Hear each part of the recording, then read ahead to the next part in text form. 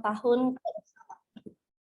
Dan sebelum seminar ini dimulai, Bunda-Bunda bisa menyiapkan terlebih dahulu alat tulis untuk mencatat setiap materi yang akan diberikan hari ini. Juga untuk Bunda-Bunda yang mungkin bisa berkesempatan untuk open kamera, bisa open cam terlebih dahulu ya, dan menggunakan background yang sudah di-share di grup WA, grup Zoominar. Dan selama Zoominar dimulai, pastikan untuk audio itu sudah off, agar nanti Zoominarnya bisa lebih kondusif lagi.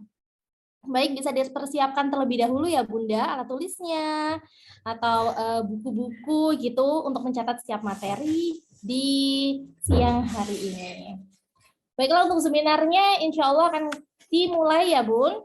Bismillahirrahmanirrahim. Assalamualaikum warahmatullahi wabarakatuh. Alhamdulillah wassalatu wassalamu ala rasulillah amma ba'du. Alhamdulillah di siang hari ini Allah bisa mempertemukan kita di dalam majelis ilmu yang insya Allah barokah ini, dan alhamdulillah Allah menggerakkan hati kita semua nih Bunda untuk bisa mengikuti Zoominar dengan tema mendidik itu tidak mendadak. Dan terima kasih untuk bunda-bunda yang sudah meluangkan waktunya untuk mengikuti Zoominar Parenting Islami Kairin dalam rangka ulang tahun ke-6 Kairin. Dan perkenalkan, di sini Kak Minavita, saya Kak Minavita sebagai moderator di siang hari ini akan memandu Zoominar dan membersamai bunda-bunda untuk mengupgrade diri hari ini bersama Bunda Karina Hakman. Jadi Zoominar kali ini yang diadakan itu adalah Zoominar penutup ya Bunda. Zoominar penutup di segala rangkaian yang sudah diadakan oleh Kairin dalam rangka ulang tahun ke-6 Kairin.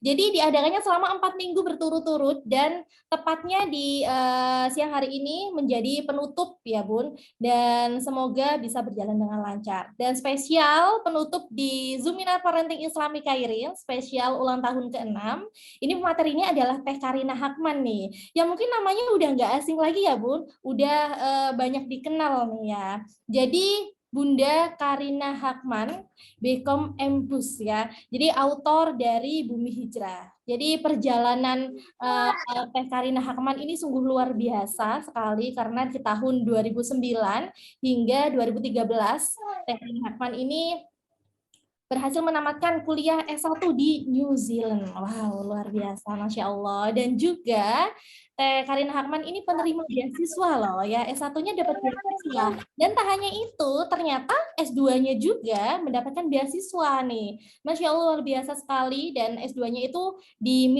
Melbourne di Australia. Dengan aktivitasnya sekarang, Teh Karina Hakman ini homeschooler dengan 3 orang anak yang usianya terpautnya sedikit-sedikit begitu ya, ada yang 8 tahun, 7 tahun, juga 3,5 tahun. Masya Allah luar biasa ya, anaknya 3 dengan usianya yang bisa dibilang ini usianya jaraknya tuh dekat gitu, dengan anaknya yang sekolahnya di rumah, karena kan homeschooling ya Teh Karina Hakman ya, Masya Allah luar biasa. Juga aktivitasnya sekarang itu menjadi penulis dan juga mengisi kajian dan juga seminar umum. Wah, ini sangat luar biasa sekali dari biodata singkat yang sudah Kak Min Afita bacakan barusan, mengenal Teh Karina Hakman lebih dalam ya. Jadi monggo untuk Teh Karina Hakman bisa langsung saja untuk menyampaikan materi hari ini yang sepertinya bunda-bunda sudah tidak sabar nih Teh Karina Hakman ya. Banyak Kak Afita. Iya. Saya panggil lagi. Insyaallah saya izin share screen ya. A'udzubillahi minasyaitonirrajim. Bismillahirrahmanirrahim. Alhamdulillah nahmaduhu wa nasta'inuhu wa na'udzubillahi min syururi anfusina wa min sayyiati a'malina. May yahdihillahu fala mudilla lahu wa may yudlilhu fala hadiya lahu. Asyhadu an la ilaha illallah wahdahu la syarikalah wa asyhadu anna Muhammadan abduhu wa rasuluh la nabiyya ba'du. Assalamualaikum warahmatullahi wabarakatuh. Alhamdulillahirabbil alamin, segala puji bagi Allah Subhanahu wa taala yang sudah mengizinkan dan mempertemukan kita bersama ya di forum ini untuk berbicara tentang topik yang sangat penting dalam kehidupan kita, yaitu tentang pendidikan anak ya. Khususnya sekarang tentang mendidik itu tidak mendadak. Kenapa saya tadi mengatakan ini adalah topik yang penting Nah, ini sebagai pembuka ya. Ini gambaran sederhana tentang kehidupan manusia ya. Seharusnya di sini ada alam kematian dulu pada saat kita belum lahir, pada saat kita belum ada. Dan kita sekarang lagi ada di dalam kehidupan dunia kita. Berapa lama masing-masing dari kita berbeda-beda ya takdirnya, ajalnya. Ada yang mungkin 30 tahun, ada yang mungkin 40, 50, ada yang mungkin usianya mirip seperti Rasulullah Shallallahu alaihi wasallam 60-an gitu ya. Ada juga yang mungkin usianya lebih panjang, bisa sampai 80, 90. Tapi apa yang menanti setelah itu? Allah Subhanahu wa taala akan wafatkan kita. Ini kalau kita coba rasakan sejenak gitu ya, apalagi kita sekarang di jam-jamnya sibuk nih kalau ibu-ibu ya. Ada yang mungkin di kantor baru nyampe ke kantor beberapa waktu yang lalu sehingga sudah dihujani dengan berbagai pekerjaan. Ada yang mungkin sekarang sedang di rumah ya. Jadi jam segini mungkin jam-jamnya mempersiapkan berbagai kebutuhan keluarga. Tapi kalau kita pikirkan sejenak saja, kita rasakan sejenak saja, begitu ya. Bagaimana kehidupan dunia yang sekarang kita alami, begitu ajal itu datang semuanya akan hilang. Berganti dengan alam kubur. Punten ini ternyata kurang kaknya. Yang di alam kubur ini nanti berapa lama kita di alam kubur? Begitu kita sakaratul maut, panjang ceritanya ruh kita akan diangkat lalu kemudian dikembalikan lagi. Bagi orang-orang para pendosa, sekalipun muslim, tapi jika mereka adalah para pendosa, maka mereka akan merasakan kehidupan di alam kubur itu sampai dengan hari kiamat. Artinya kalau dari sekarang sampai dengan hari kiamat itu 100 tahun, berarti di alam kubur dia 100 tahun. Kalau dari kehidupan kita yang sekarang ke hari kiamat itu 1000 tahun, berarti dia di alam kubur itu 1000 tahun. Bisa kita bayangkan bagaimana kalau kemudian sepanjang kehidupan tersebut, ya, dan para pendosa itu kan kata Allah Subhanahu wa taala ya, itu akan disiksa ya di dalam kubur. Walaupun penjelasan berkenaan dengan siksa di dalam kubur itu banyak sekali begitu ya. Sebenarnya apa yang dimaksud dengan siksa di dalam kubur, tapi intinya lama sekali. Sementara bagi orang-orang beriman, bagi orang-orang calon penghuni surga, bagi orang-orang yang kebaikannya melampaui dari keburukannya, masa mereka di alam kubur itu akan dipersingkat, akan diperpendek. Jadi ini ada dua hal yang sangat-sangat berbeda. Dan ketika kita di kehidupan dunia itu kan nggak kerasa ya, nggak signifikan mungkin dengan kasat mata begitu ya perbedaan antara orang yang beriman dengan yang tidak beriman. Kalau orang yang beriman dikasih makanan, yang tidak beriman juga dikasih makanan. Orang beriman dikasih berbagai kenikmatan gitu ya, orang tidak beriman pun diberikan berbagai kenikmatan. Tapi begitu sakaratul maut itu datang, itu langsung berbeda signifikan. Antara sakaratul maut yang mudah dengan sakaratul maut yang sulit. Antara alam kubur yang menyiksa dengan alam kubur yang kemudian justru menenangkan jiwa penghuninya. Setelah itu hari kiamat datang. Ya. Dan ini kita ini dulu samakan dulu frekuensinya ya. Kenapa kemudian kita perlu mempersiapkan pendidikan anak? Hari kiamat datang, lalu kemudian hari kebangkitan Yaumul Ba'ats. Apa yang terjadi di padang mahsyar? Bagi orang-orang kafir, orang-orang munafik, orang-orang musyrik, para pendosa. Para pendosa itu artinya boleh jadi dia muslim, tapi dia kemudian banyak melakukan kemaksiatan. Orang-orang yang kemudian amal buruknya itu melampaui amal kebaikannya. Satu hari di padang mahsyar itu setara dengan 50.000 tahun. 50.000 tahun. Tapi bagi orang-orang beriman, bagi orang-orang bertakwa, bagi orang-orang calon penghuni surga, oleh Allah Subhanahu wa taala lagi-lagi dipersingkat waktunya. Di sebagian riwayat disampaikan ya bahwa yang bagi orang-orang pendosa itu satu hari itu 50.000 tahun, bagi orang-orang calon penghuni surga ini rasanya hanya seperti dari zuhur ke asar. Ada juga yang mengatakan seperti ada juga riwayat Rasulullah SAW menyampaikan dari waktu matahari mau tenggelam sampai benar-benar tenggelam. Belum lagi kemudian yaumul hisab. Ini sebetulnya masih ada fase-fase yang dilengkap ya, karena kan kita topik utamanya bukan ini. Ini untuk kita menyamakan dulu frekuensi, kenapa kita perlu mendidik anak. Yaumul hisab. Akan ada orang-orang yang hisabnya itu cepat sekali. Ada orang-orang yang dihisabnya itu lama sekali. Hitungannya bisa sampai ribuan tahun. Dan dalam keadaan seperti itu, ya, mereka dalam keadaan tersiksa dengan ketakutan, ya, tersiksa dengan siksaan di padang mahsyar. Karena para pendosa tadi, bahkan di padang mahsyar itu sudah tersiksa mereka. Ya, sudah merasakan siksaan Allah atas segala keburukan-keburukan mereka. Sementara orang-orang beriman ada yang dipercepat tadi ya. Bahkan ada yang kemudian tanpa hisab. Begitu mau dihisab kemudian disampaikan bahwa dia tidak ada yang perlu dihisab.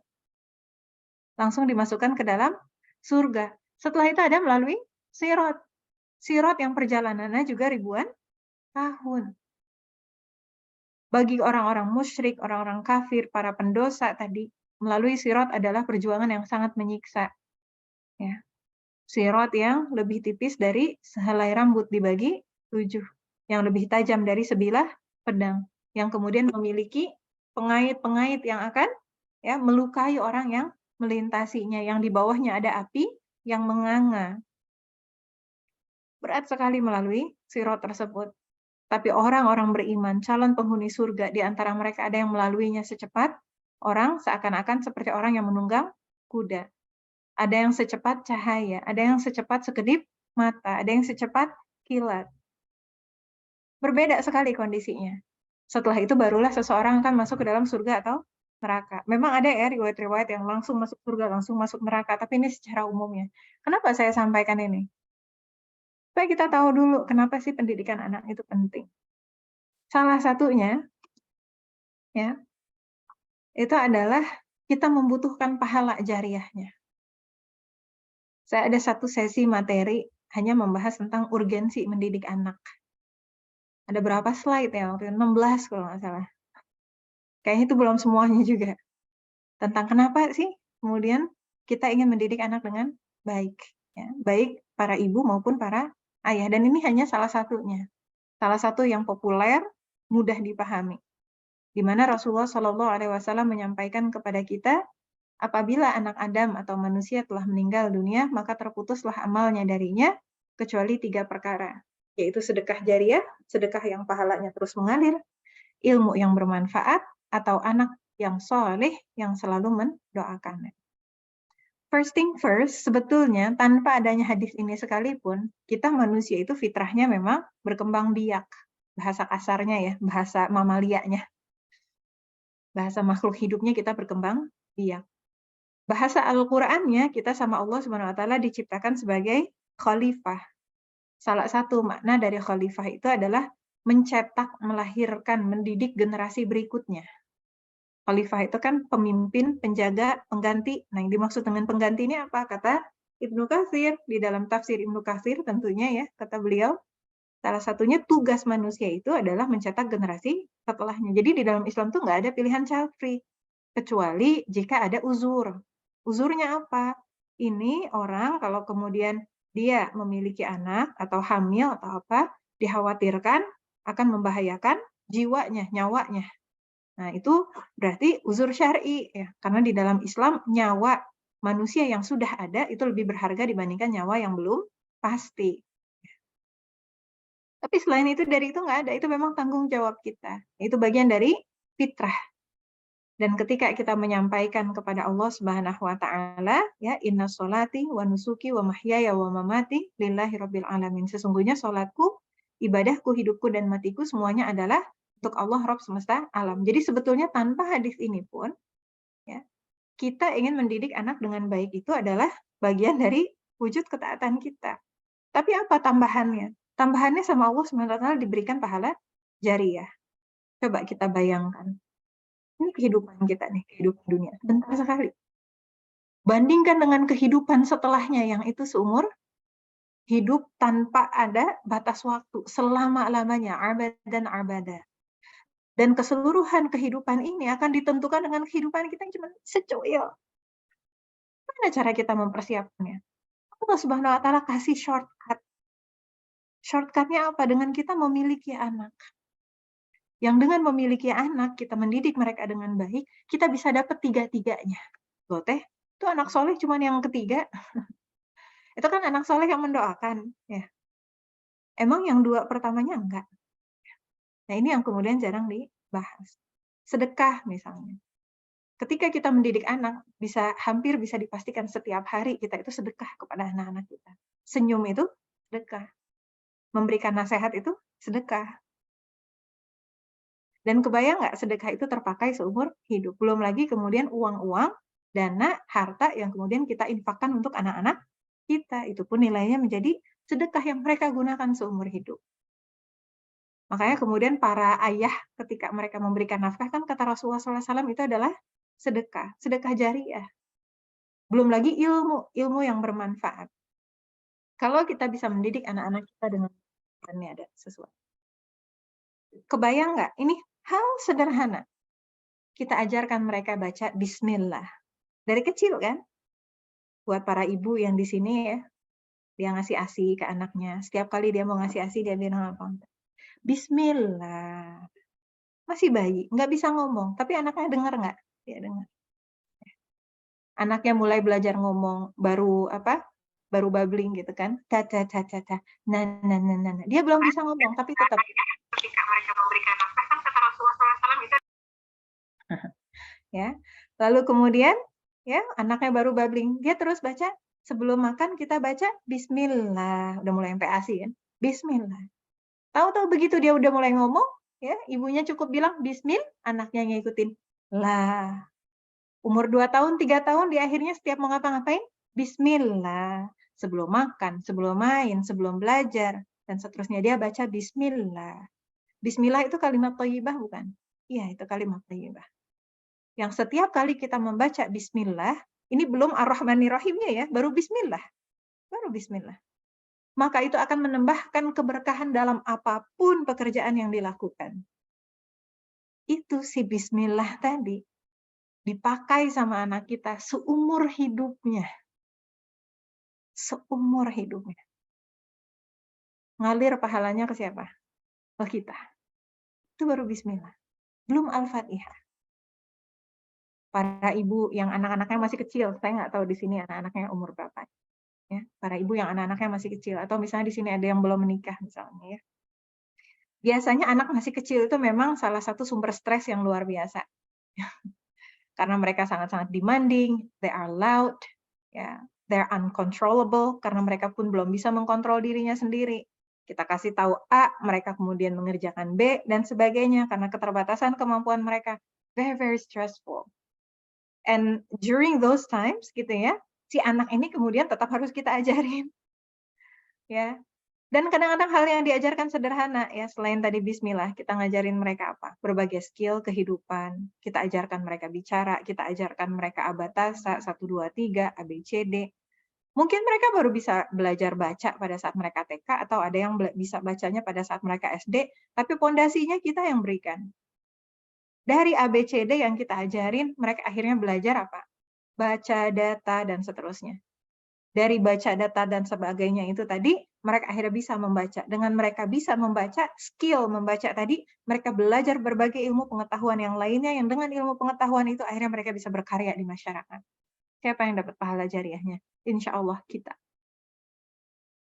Kita ngajarin mereka cuma 1, 2, 3, mungkin mereka belajar numerasi lainnya nanti di TK atau di SD dan sebagainya. Tapi dari si 1, 2, 3 itu akhirnya mereka belajar matematika dasar. Dari matematika dasar mungkin nanti mereka kembangkan jadi fisika, mereka belajar algoritma, mereka belajar engineering, mereka belajar IT dan sebagainya. Siapa yang dapat pahala jariahnya? Kita. Insya Allah. Dari abatasa.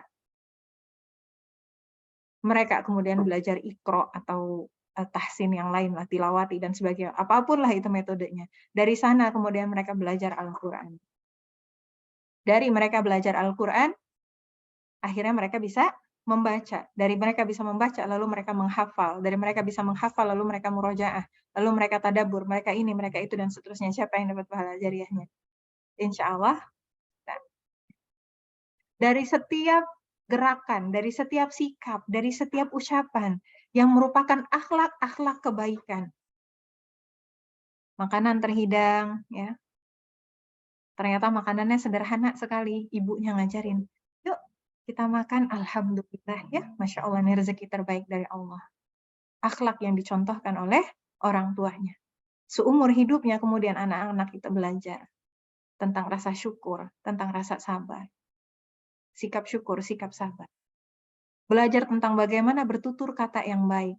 Anaknya lagi kesel, anaknya lagi tantrum, anaknya lagi ini, lagi itu. Ibunya datang, katanya, sabar ya nak ya, sabar. Ibunya nggak kemudian ujuk-ujuk, diam, kenapa sih kamu nggak diam?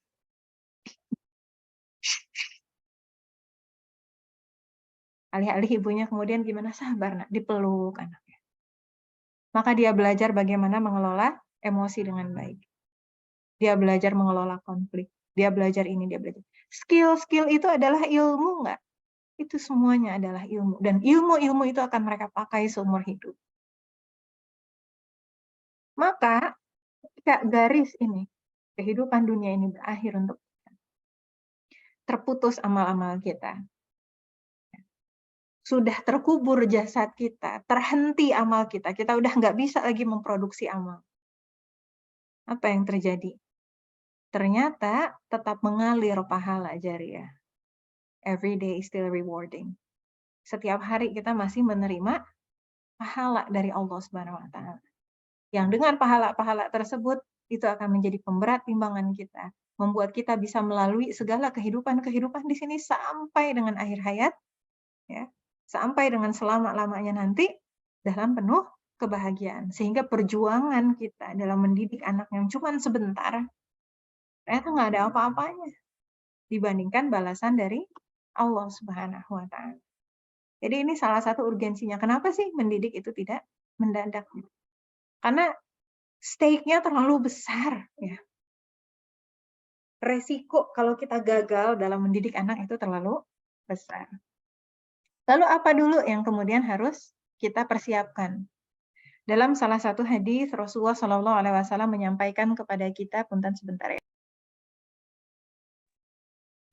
Ma yuridillahu bihi khairan yufaqihu fiddin. Barang siapa yang Allah kehendaki padanya terdapat kebaikan, maka Allah akan memberikan pemahaman padanya dalam agama. Ya, yufaqihu, ya, faqih dia. Artinya yang dibutuhkan adalah apa? Kefahaman. Pemahaman. Maka al-fahmu, pemahaman tadi menjadi hal yang fondasi, hal yang pertama bagi kita untuk miliki sebetulnya dalam berbagai aspek kehidupan. Dalam hal ini pendidikan anak, ketika kita mengatakan mendidik itu tidak mendadak, salah satu yang harus kita persiapkan jauh-jauh hari adalah al-fahmu, pemahaman tadi. Ya. Kadang-kadang terjadi di masyarakat apa? Udah masih S1, ini masih kuliah, gitu ya. Belum juga nikah, gitu ya. Yang udah nikah, baru juga masih nikah, gitu. Padahal waktu itu berlalu begitu cepat tanpa terasa, sementara ilmu dan hikmah terkadang berkejaran dengan bertambahnya amanah, apalagi perempuan. Ini bukan berarti diskriminasi ya. Hanya saja dalam stage kehidupan ya, perempuan itu mengalami fase yang jauh lebih bervariasi dibandingkan laki-laki, karena laki-laki nggak mengalami fase mengandung. Laki-laki juga tidak mengalami fase melahirkan, nifas. Laki-laki tidak merasakan fase menyusui. Iya, itu akan berdampak kepada kehidupan ya. Makanya kalau kami dulu zaman di Melbourne begitu ya,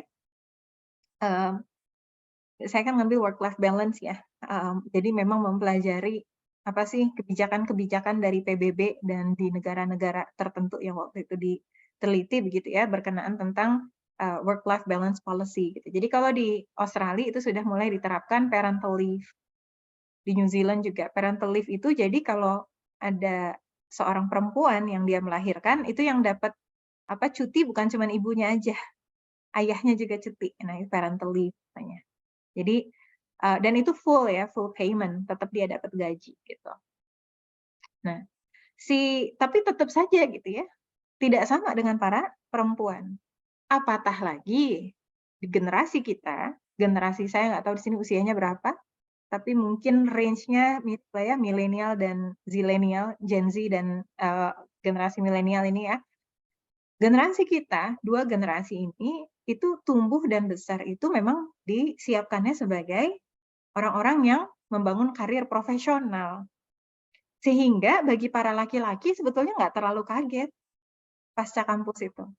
Karena mereka memang seumur hidup dipersiapkan untuk itu. Untuk kemudian lulus kuliah, cari kerja, mencari nafkah, membangun kehidupan profesional, karir profesional, that's it gitu ya. Sementara perempuan juga dipersiapkan untuk berkarir. Tiba mereka menikah, lalu kemudian mereka mengandung, mereka menyusui, mereka mengandung, melahirkan, menyusui, menghadapi kehidupan seorang bunda yang kemudian jauh berbeda dengan apa-apa yang dulu dipersiapkan. Makanya banyak di antara kita yang kaget kan. Karena pengaruhnya bukan hanya ilmu ya, bukan hanya berkenaan tentang ilmu, gimana cara nyusuin, gimana cara ini, cara itu, bukan itunya aja.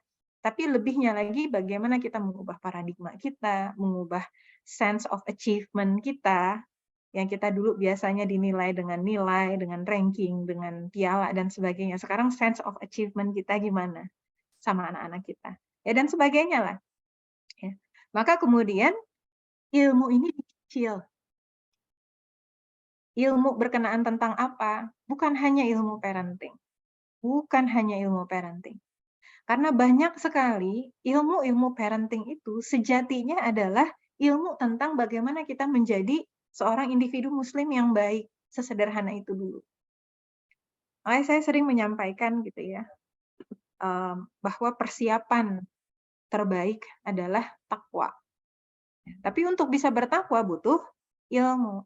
Jadi kalau di sini ada adik-adik yang masih kuliah ya atau adik-adik yang sedang bekerja menanti jodoh ya, atau ada adik-adik yang di sini baru menikah, belum memiliki anak ya.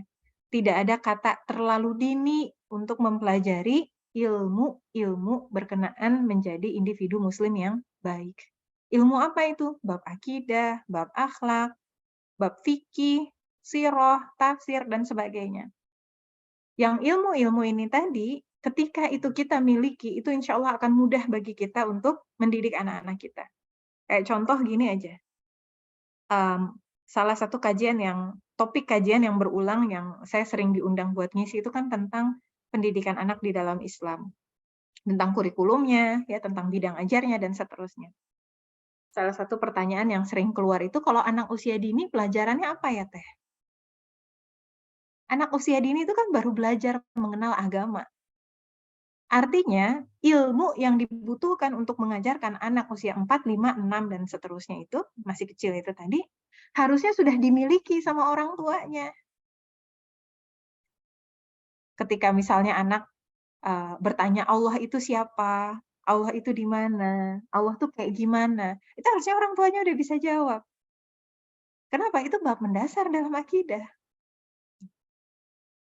Tentang misalnya Islam itu apa, kenapa kita Islam, dan seterusnya. Itu seharusnya orang tuanya bisa menjawab.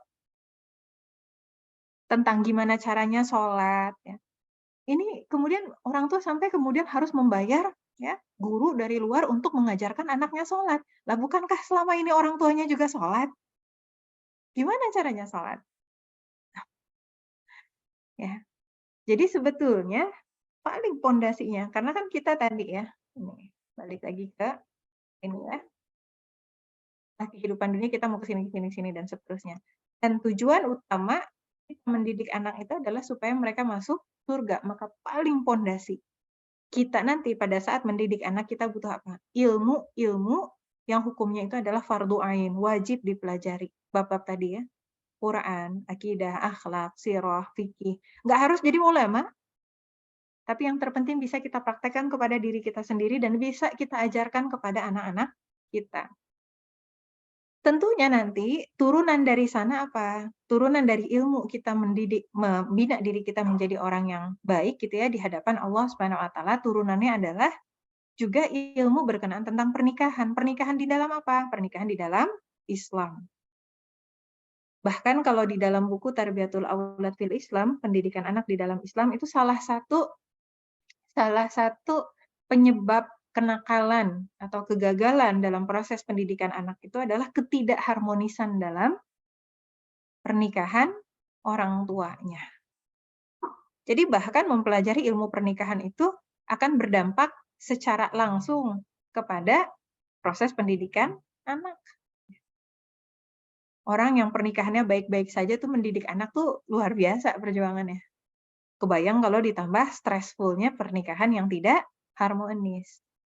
Termasuk juga nanti turunannya adalah ilmu-ilmu bagaimana sih tanggung jawab atau pembagian peran antara ayah dan ibu, antara istri dan suami, ya.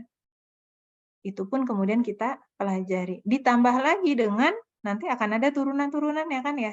Oh, berarti kita nanti akan mempelajari juga secara kesehatannya seperti apa sih, secara psikologisnya gimana sih, ya. Yang kita pelajari dari awal. Insya Allah ketika ilmu-ilmu tersebut kita pelajari sejak awal, itu akan mengurangi resiko kita untuk kaget-kaget, ya. Kaget-kaget dengan ini, kaget-kaget dengan itu, gitu ya. Misalnya ketika kemudian kita dalam proses menyusui, kalau kita sudah belajar sebelumnya, kita akan tahu yang namanya menyusui itu memang lama, memang melelahkan, memang begini, memang begitu. Ketika anak nggak mau gerak misalnya umur 4 bulan, nggak mau diam misalnya 4 bulan, 5 bulan, 6 bulan gitu ya, guling-guling terus dan seterusnya.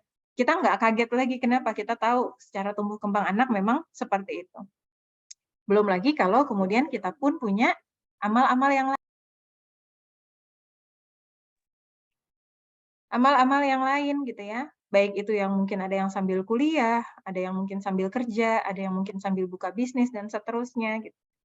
Kan kita nggak bisa ya ngejar misalnya nih, pasca menikah, tahu hamil, langsung aja gitu ya, mempelajari semuanya dalam satu waktu, nggak bisa. Amanah kita banyak, tanggung jawab kita banyak. Mungkin kita belajarnya harus nyicil. Nah, karena kita belajarnya nyicil, makanya kemudian dicicilnya itu dari mulai awal. Saya ingat banget gimana tahun 2014 itu perubahannya tuh drastis banget ya. Saya dari awalnya single, lalu kemudian menikah menjadi seorang istri, lalu kemudian menjadi perempuan yang hamil, lalu kemudian saya daftar beasiswa sama daftar kampus dua-duanya alhamdulillah diterima, ya. Lalu kemudian melahirkan, jadi seorang ibu, ini foto baby Yusuf ya, usianya masih 2-3 minggu, karena waktu itu harus ikut persiapan keberangkatan dari LPDP ya. Lalu kemudian jadi ibu menyusui, lalu kemudian menjadi ibu sambil kuliah, sambil menyusui, sambil punya bayi, begitu ya. Itu dalam kurun waktu 1 tahun.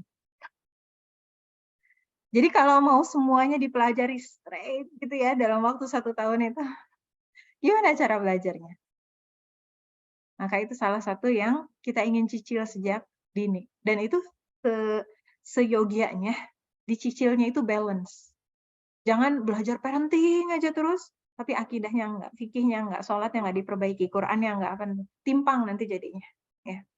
Ya, karena belajar ilmu parenting itu kan tanggung jawab ya, amalan-amalan yang kemudian sangat menguras energi kita.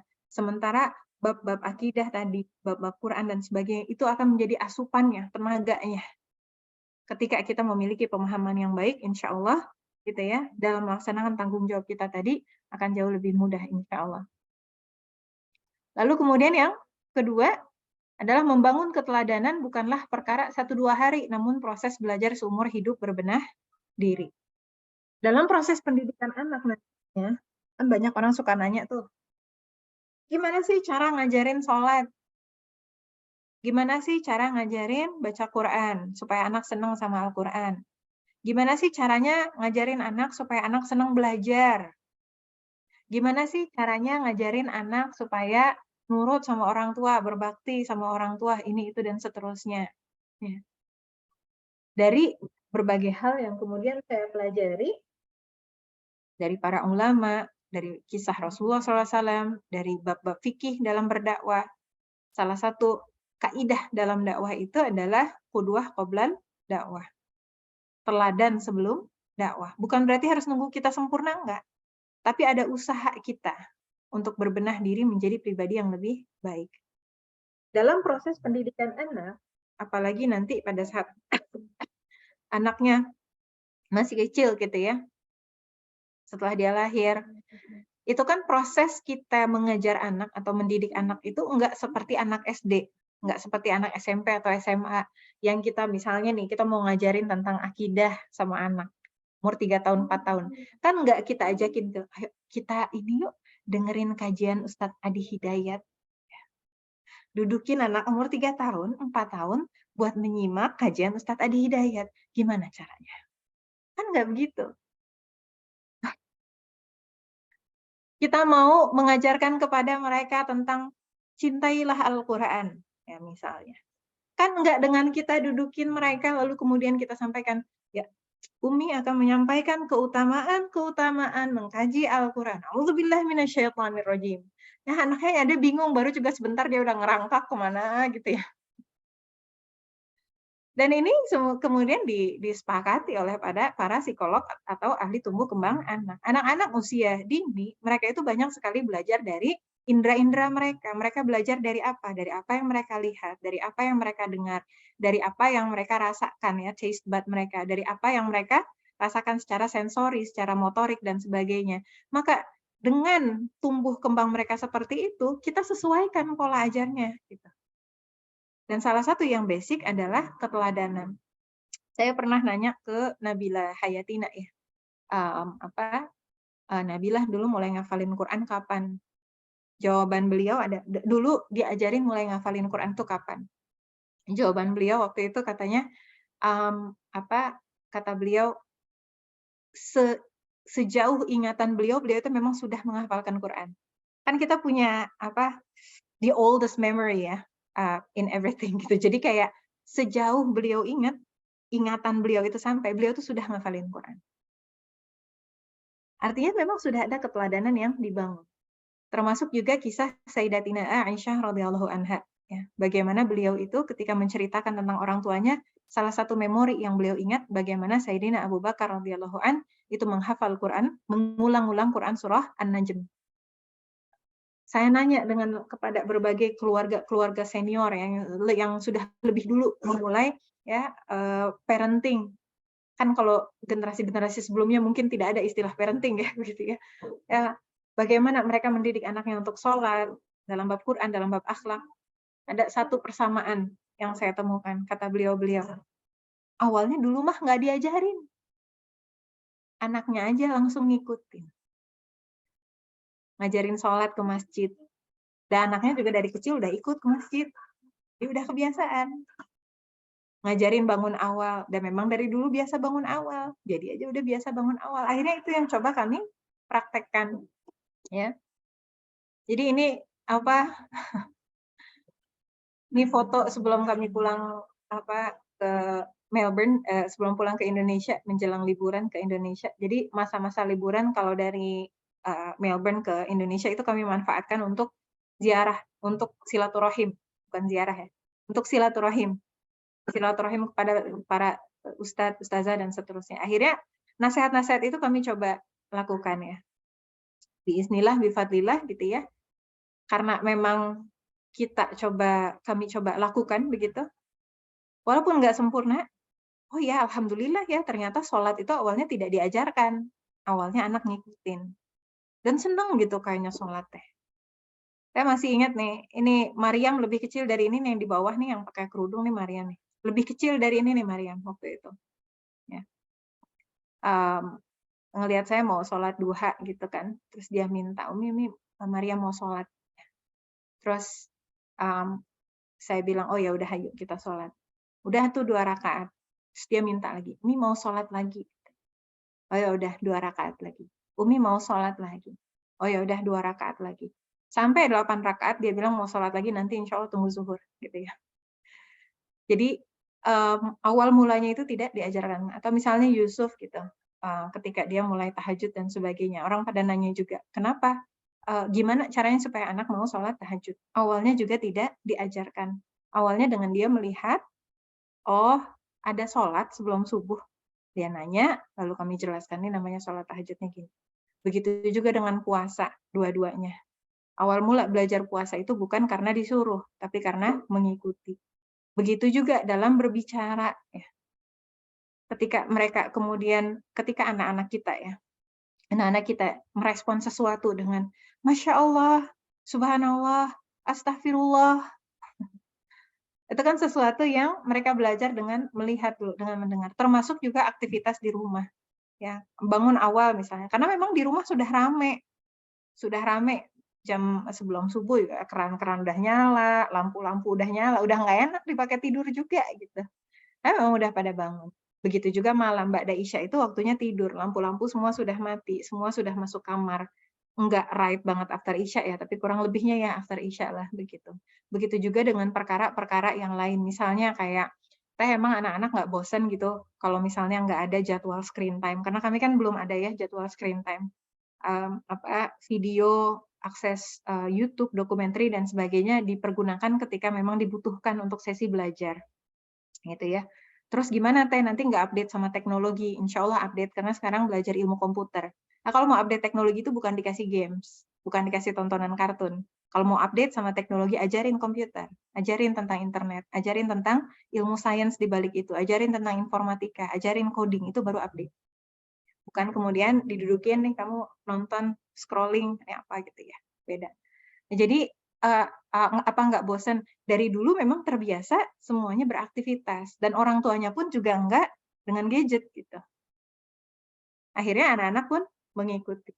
Dan ketika keteladanan ini terbangun, ya insya Allah anak itu akan cenderung belajar ngikutin benar step by step. Makanya anak-anak itu kan seneng ya ngikutin masak-masakan, seneng ngikutin mobil-mobilan, seneng main mobil-mobilan karena ngikutin aktivitas-aktivitas orang dewasa.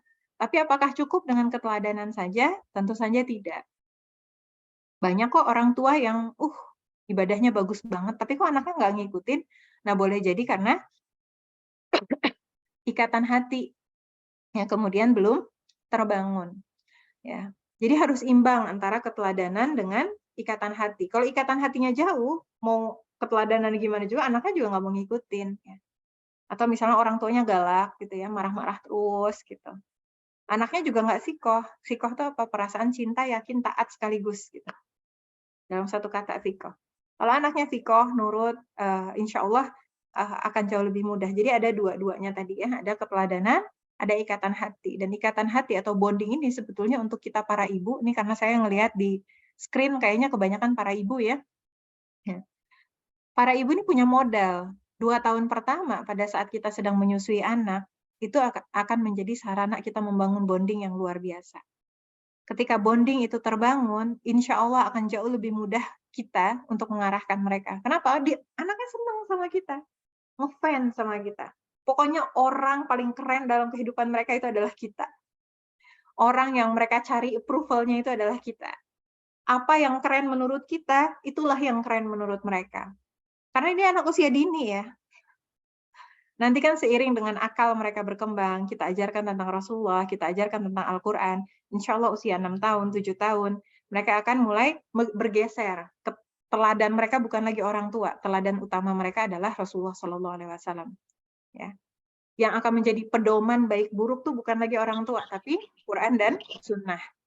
Yang mereka cari approval-nya, yang mereka cari ridhonya bukan lagi orang tuanya, tetapi Allah Subhanahu wa Ta'ala. Bukan berarti nggak nurut sama orang tua, tapi yang ultimate-nya tuh ke sana Allah, Rasulnya, ya, kitabullah, kitabnya gitu ya. Jadi ketika nanti mereka melihat orang tuanya salah, mereka tahu oh orang tuanya lagi salah gitu ya.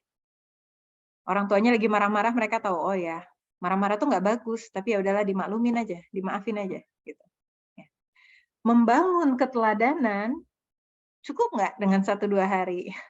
Aduh besok mau lahiran, saya harus tiba-tiba berubah jadi malaikat gitu kan.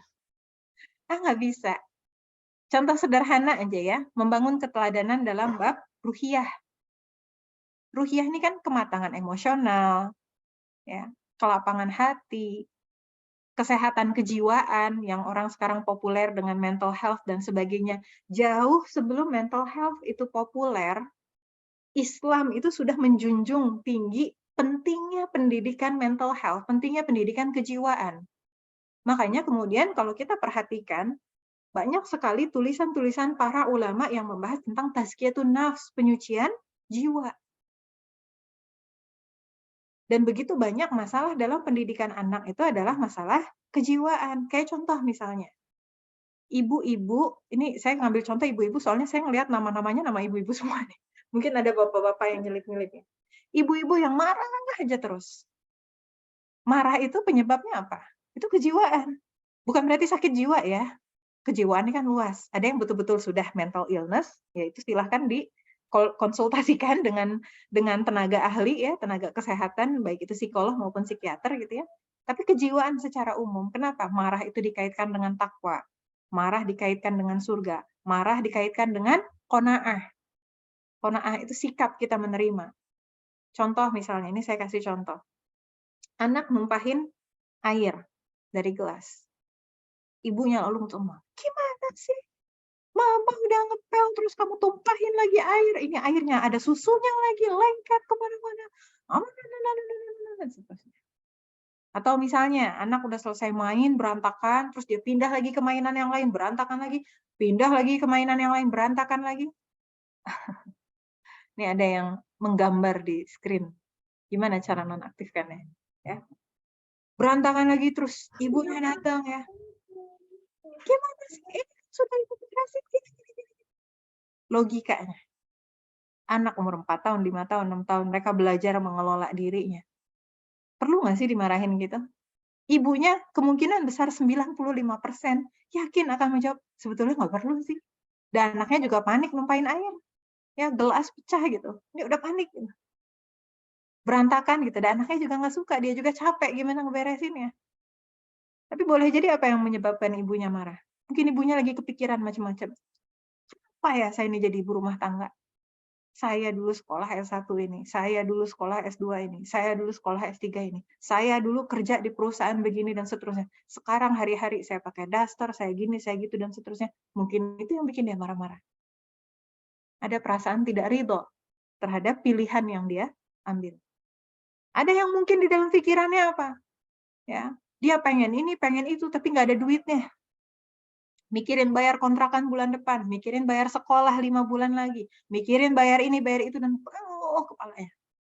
Kayak nggak ada yang sempurna. Jadi begitu anaknya bilang, itu tuh cuma pemicunya aja. Tapi yang sebetulnya bikin dia marah apa? Permasalahan di sekeliling dia. Perasaan dia tidak qanaah terhadap rezeki yang dikaruniakan Allah Subhanahu wa taala. Ada yang mungkin masalahnya sama orang lain, iri hati, dengki, ya. Kenapa sih? Dia yang bisa kayak gini. Harusnya tuh saya. Atau bisa jadi orang yang kemudian ya insecure-nya itu sudah sampai ke tahap tidak bersyukur, kufur nikmat ya. Orang mau udah sampai ke sana saya teh gini-gini aja gitu. Padahal pencapaian dia juga banyak ya, kufur nikmat. Jadi segala sekecil apapun bikin dia kemudian marah. Kenapa? Marah itu ya, itu kan ada di dalam hati. Hati kalau lapang kita ditekan kayak gimana juga santai aja. Tapi kalau sempit ditekan sedikit langsung membludah. Ya. Begitu juga dengan hal-hal yang lain, bukan hanya marah, kesedihan gitu misalnya. Ada musibah kecil, musibah hari-hari aja. Musibah hari-hari itu gimana misalnya? Sudah nyiapin ini, itu, dan sebagainya, udah mau nyiapin anak-anak makan, tiba-tiba lupa nyetrekin nasi. Solusinya gampang, tinggal beli nasi di warteg depan atau warteg seberang perumahan gitu misalnya. Tapi karena kemudian tadi banyak perkara-perkara yang udah langsung kenapa sih gini gitu dan sebagainya. Ya, jadi banyak sekali kaitannya dengan kejiwaan kita. Nah, mau membangun ruhiyah yang matang itu kan dibangun dari ibadah-ibadah kita. Dari zikrullah kita. Artinya keteladanaannya adalah keteladanan apa? Dari keteladanan ruhiyah tadi keteladanan ibadah harus dibangun juga. Keteladanan ibadah yang matang berarti seperti apa? Sholatnya harus bagus.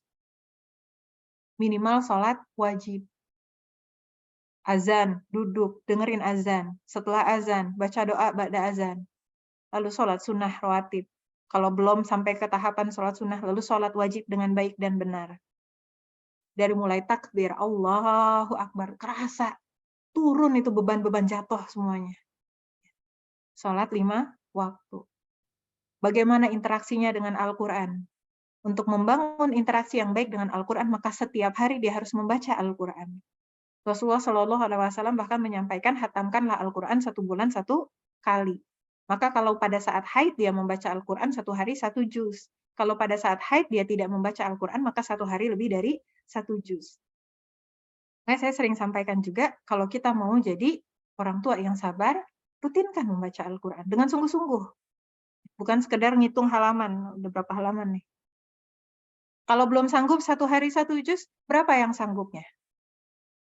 Yang penting baca Al-Quran. Zikrullah, zikir, kalimat-kalimat thayyibah. Salah satu cara kita melapangkan, menenangkan hati kita, ala bizikrillahi tatmainnul qulub. Hanya dengan mengingati Allah, hati menjadi tenang, menjadi tentram. Hati yang tenang, hati yang tentram adalah hati yang ketika dia dihadapkan dengan ujian kesulitan, kemudahan, ujian kesedihan, kebahagiaan, hati dia tenang. Anak yang ngelakuin sesuatu yang bikin dia marah, dia tenang. Suaminya datang bawa kabar tidak mengenakan, dia tenang. Sedihnya ada, bahagianya ada, tapi tetap tenang. Nah, zikrullah kalau tidak dibiasakan dan tidak memiliki ilmunya, ini kan 2 nih. Ya, ada ilmu, kemudian ada kebiasaan di sini. Jadi kayak orang malaweng. Karena tidak bisa malaweng teh naon ya bahasa Sunda. Malaweng tuh jadi kayak yang subhanallah, subhanallah, subhanallah itu apa ya? Subhanallah, subhanallah. Zikirnya nggak kerasa gitu. Ya, malaweng tuh apa sih? Melamun gitu? Kayaknya bukan deh, susah kita ngedeskripsiinnya. Ya, naon gitu ya. Artinya apa? Butuh ilmunya, mengilmui di balik zikir ini apa. Ya, lalu kemudian kita praktekkan, lalu rutinkan. Nah, mau membangun rutinitas seperti itu, cukup nggak 1-2 hari? Enggak. Boleh jadi itu berbulan-bulan, boleh jadi itu menahun. Sampai dengan keteladanan ibadah tadi, itu embedded di dalam diri kita. Maka anak-anak juga insya Allah akan mengikuti. Dari keteladanan ibadah tadi, maka insya Allah akan lahirlah keteladanan akhlak. Jadi akhlak itu salah satu, jadi Rasulullah SAW menyampaikan di dalam salah satu hadis, tanda baiknya, tanda sempurnanya iman seseorang adalah dalam akhlaknya.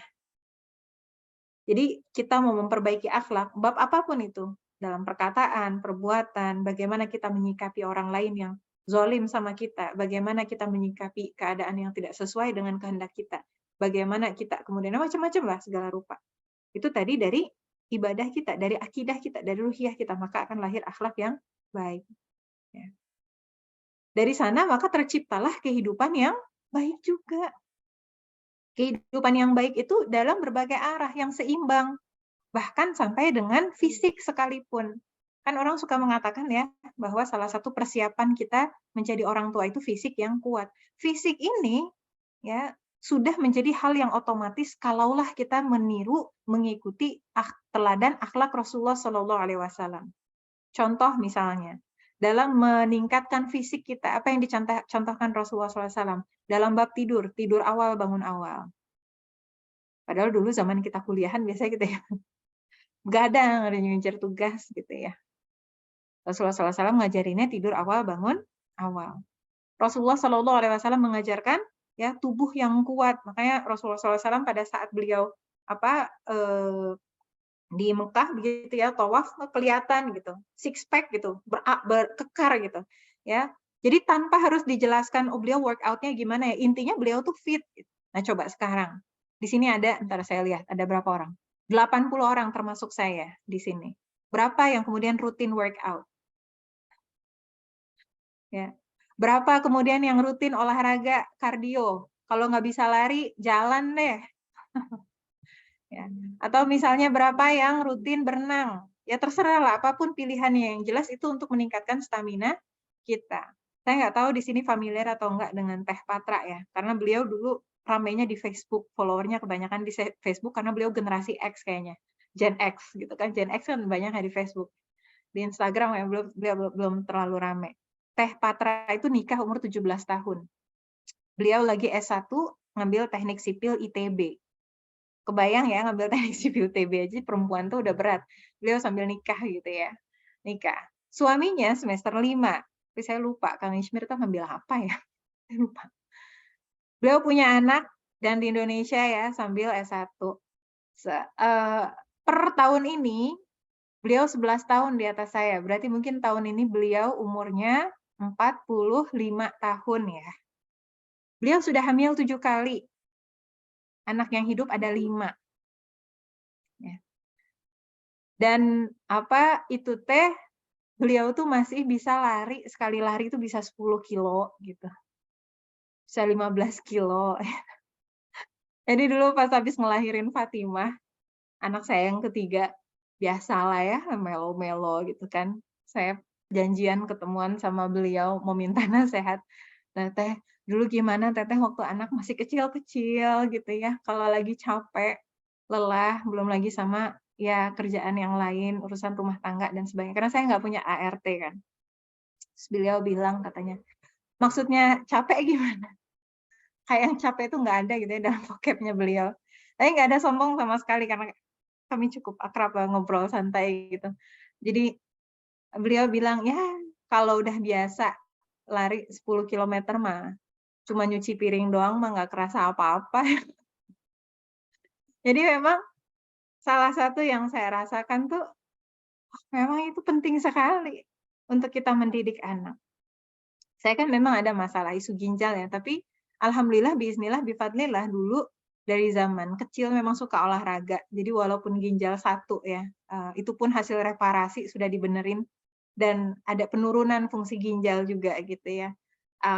Memang sama dokter sekarang sih udah dilarang, diwanti-wanti jangan hamil lagi gitu. Tapi saya ngerasa ini alhamdulillah sudah cukup sehat, akhirnya bisa mendampingi anak-anak, masih bisa nemenin mereka lari ke sana kemari gitu. Bahkan kemarin tuh waktu saya ngisi di acara adalah camp-camp gitu, terus ada sesi hiking-nya gitu ya. Aduh ini mahasiswi-mahasiswi gimana nih, kan ngedaki ya, namanya hiking, ngedaki gitu kan ya. Saya susulin semua satu-satu gitu. Yang minta pada, gemuk enggak gemuk. Itu pada muda-muda gitu kan, anak mahasiswi, muda-muda, bukan gemuk. Masalah vitalitas. Jadi jangan sehat itu tidak equal kurus ya. Kurus belum tentu sehat, tapi stamina. Saya panggilin adik-adik, "Ayo adik-adik, Teteh udah 34, hamil 3 kali, ngelahirin 3 kali." Saya susulin aja itu satu-satu gitu ya. Dan memang hari-hari karena saya nggak boleh lari sama dokter, saya jalan sama anak-anak. Kalau waktunya sedikit ya 1 kilometer, kalau waktunya banyak ya 2 kilometer, kalau bisa lebih banyak lagi ya 3 kilometer. Kadang-kadang once in a month kami memang alokasikan waktu lebih lama untuk jalan bisa 4 kilometer sambil kemana-mana ya gitu ya. Tapi ngejaga stamina, kenapa? Karena kita butuh stamina itu. Supaya apa? Kita nggak kalah sama gadget. Ya. Nah, udah capek. Nih, gadget ambil. Ya. Udah kamu nonton aja. Kenapa? Mama capek. Anaknya mau minta dibacain buku. Mama, aku mau dibacain buku. Aduh, mama tuh gimana ya? Aduh, baru pulang kerja. Tadi di kantor banyak rapat, mama. Apa terus di kantor gitu ya. Kasihan anaknya. Kata Ustazah Lana Salikah itu, ya, kalau mau amalan kita itu optimal, pahala kita optimal, bukan amanah yang dikurangi, tapi perjuangan yang ditambahkan, memang harus berjuang. Ya, jadi kalau di sini ada yang lagi mau hidup sehat, itu bukan karena ngikutin tren kekinian, workout, apalah segala rupa, bukan. Kita ngikutin teladan Rasulullah Shallallahu Alaihi Wasallam. Kebayang nggak Rasulullah Shallallahu Alaihi Wasallam tuh ikut perang, itu sudah usia berapa? Dan beliau itu masih tangguh gitu ya. Masya Allah luar biasa. Maka itu yang kemudian kita ikuti juga makanan gitu misalnya. Dan makanan ini akan ngaruh banget dalam bab keteladanan. Kenapa? Banyak nih kan yang suka curhat, "Teh, anakku susah makan." Ya. Terus dia jadinya makan apa? Dan manusia kan butuh makan. Kenapa dia bisa susah makan? Makan itu kebutuhan mendasar manusia. Orang kalau nggak makan, dia akan lemes. Jadi kalau ada anak susah makan, itu kita pertanyakan, kenapa? Memang ada yang sakit, ada yang kemudian, apa namanya, kelainan tertentu itu memang ada ya dari sisi medis, tapi ini yang secara umum lah. Terus dia makan apa? Ya maunya itu ya makan ciki terus, makan biskuit terus, makan ini terus. Yang pertama kali ngasihnya siapa? "Enggak, aku nggak kasih Teh," gitu ya. Cuman anaknya pengen ikutan makan terus, ikutan siapa? Saya sih Teh. Saya tuh nggak bisa kalau nggak ya jadi susah ya. Atau misalnya nyiapin anak makan, kan biasa tuh MPASI ya, kayaknya MPASI susah banget. Anaknya nggak mau makan, kenapa? Ngelihat ibunya nggak makan, ayahnya nggak makan. Saya ditanyain, "Teh, kenapa sih anak-anak bisa pada senang sayur?" Ya awalnya nggak disuruh, mereka ikutin aja. Karena kami dulu begitu anak-anak sudah mulai bisa ngunyah dan sebagainya, begitu ya, saya nggak bikin 2 makanan. Pokoknya, saya lagi S2 juga, nggak punya waktu ya. Jadi, apa yang kami makan, ya itu yang anak-anak makan. Jadi, brokoli ya mereka makan, timun mereka makan, tomat mereka makan. Lapar, buka kulkas ada timun, ambil. Lapar, buka kulkas ada tomat, ambil. Kalau zaman di Melbourne dulu yang murah apel gitu kan, kalau di sini mahal. Jadi, apa, pokoknya ya yang adanya itu ya udah mereka makan, karena itu kebutuhan manusia. Maka ketika pembiasaan makanan sehat itu sudah dibangun di keluarga, insya Allah akan nurun juga sama anaknya.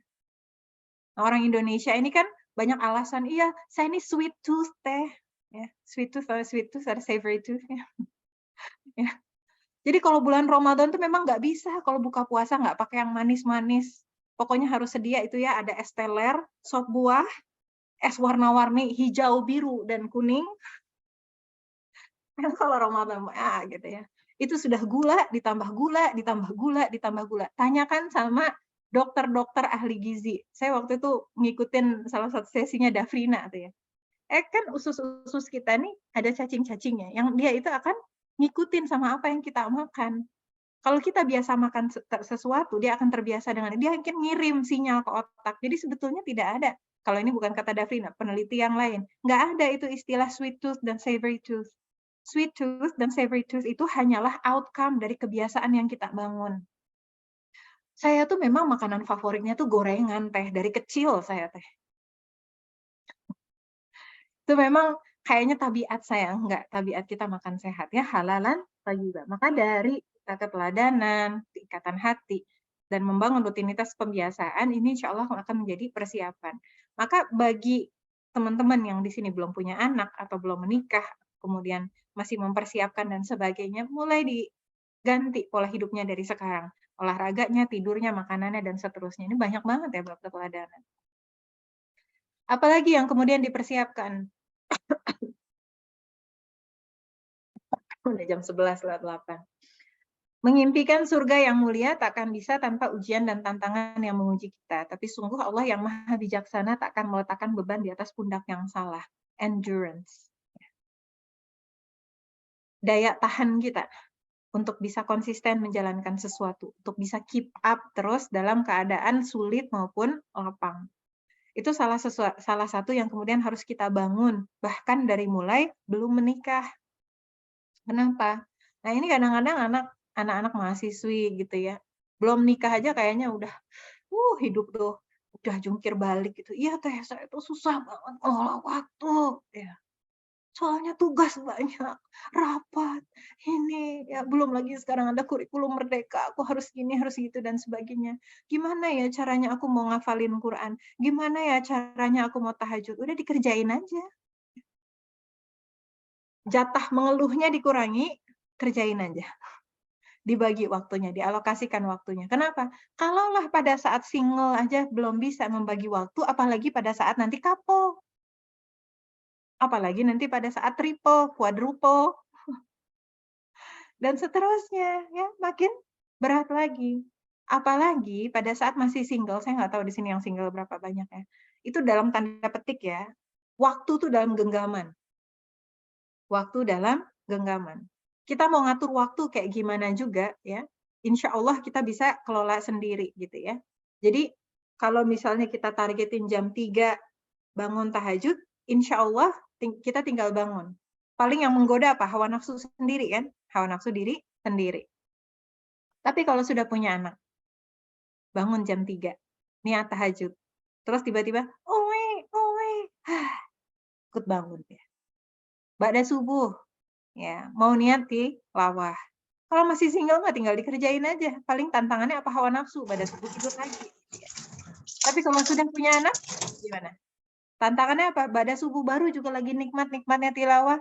Tiba-tiba anaknya umur 1 tahun, pret, ya, pup, harus ganti popok, ngilangin mood. Zaman waktu masih kuliah, masih single, kerja, dan sebagainya, mau belajar, mau menuntut ilmu, tinggal alokasikan waktunya menuntut ilmu. Tapi kalau sudah menikah, ya, sudah punya anak, Pas lagi pengen belajar gitu ya, anaknya ngajakin main. Banyak hal yang kemudian di luar kekuasaan kita. Membangun endurance, membangun kesungguhan, membangun mujahadah tadi, itu butuh proses. Latihan dari sekarang. Bagaimana dalam menghadapi situasi dan keadaan yang menantang tadi, ya, diingat-ingat la yukallifullahu nafsan illa wus'aha.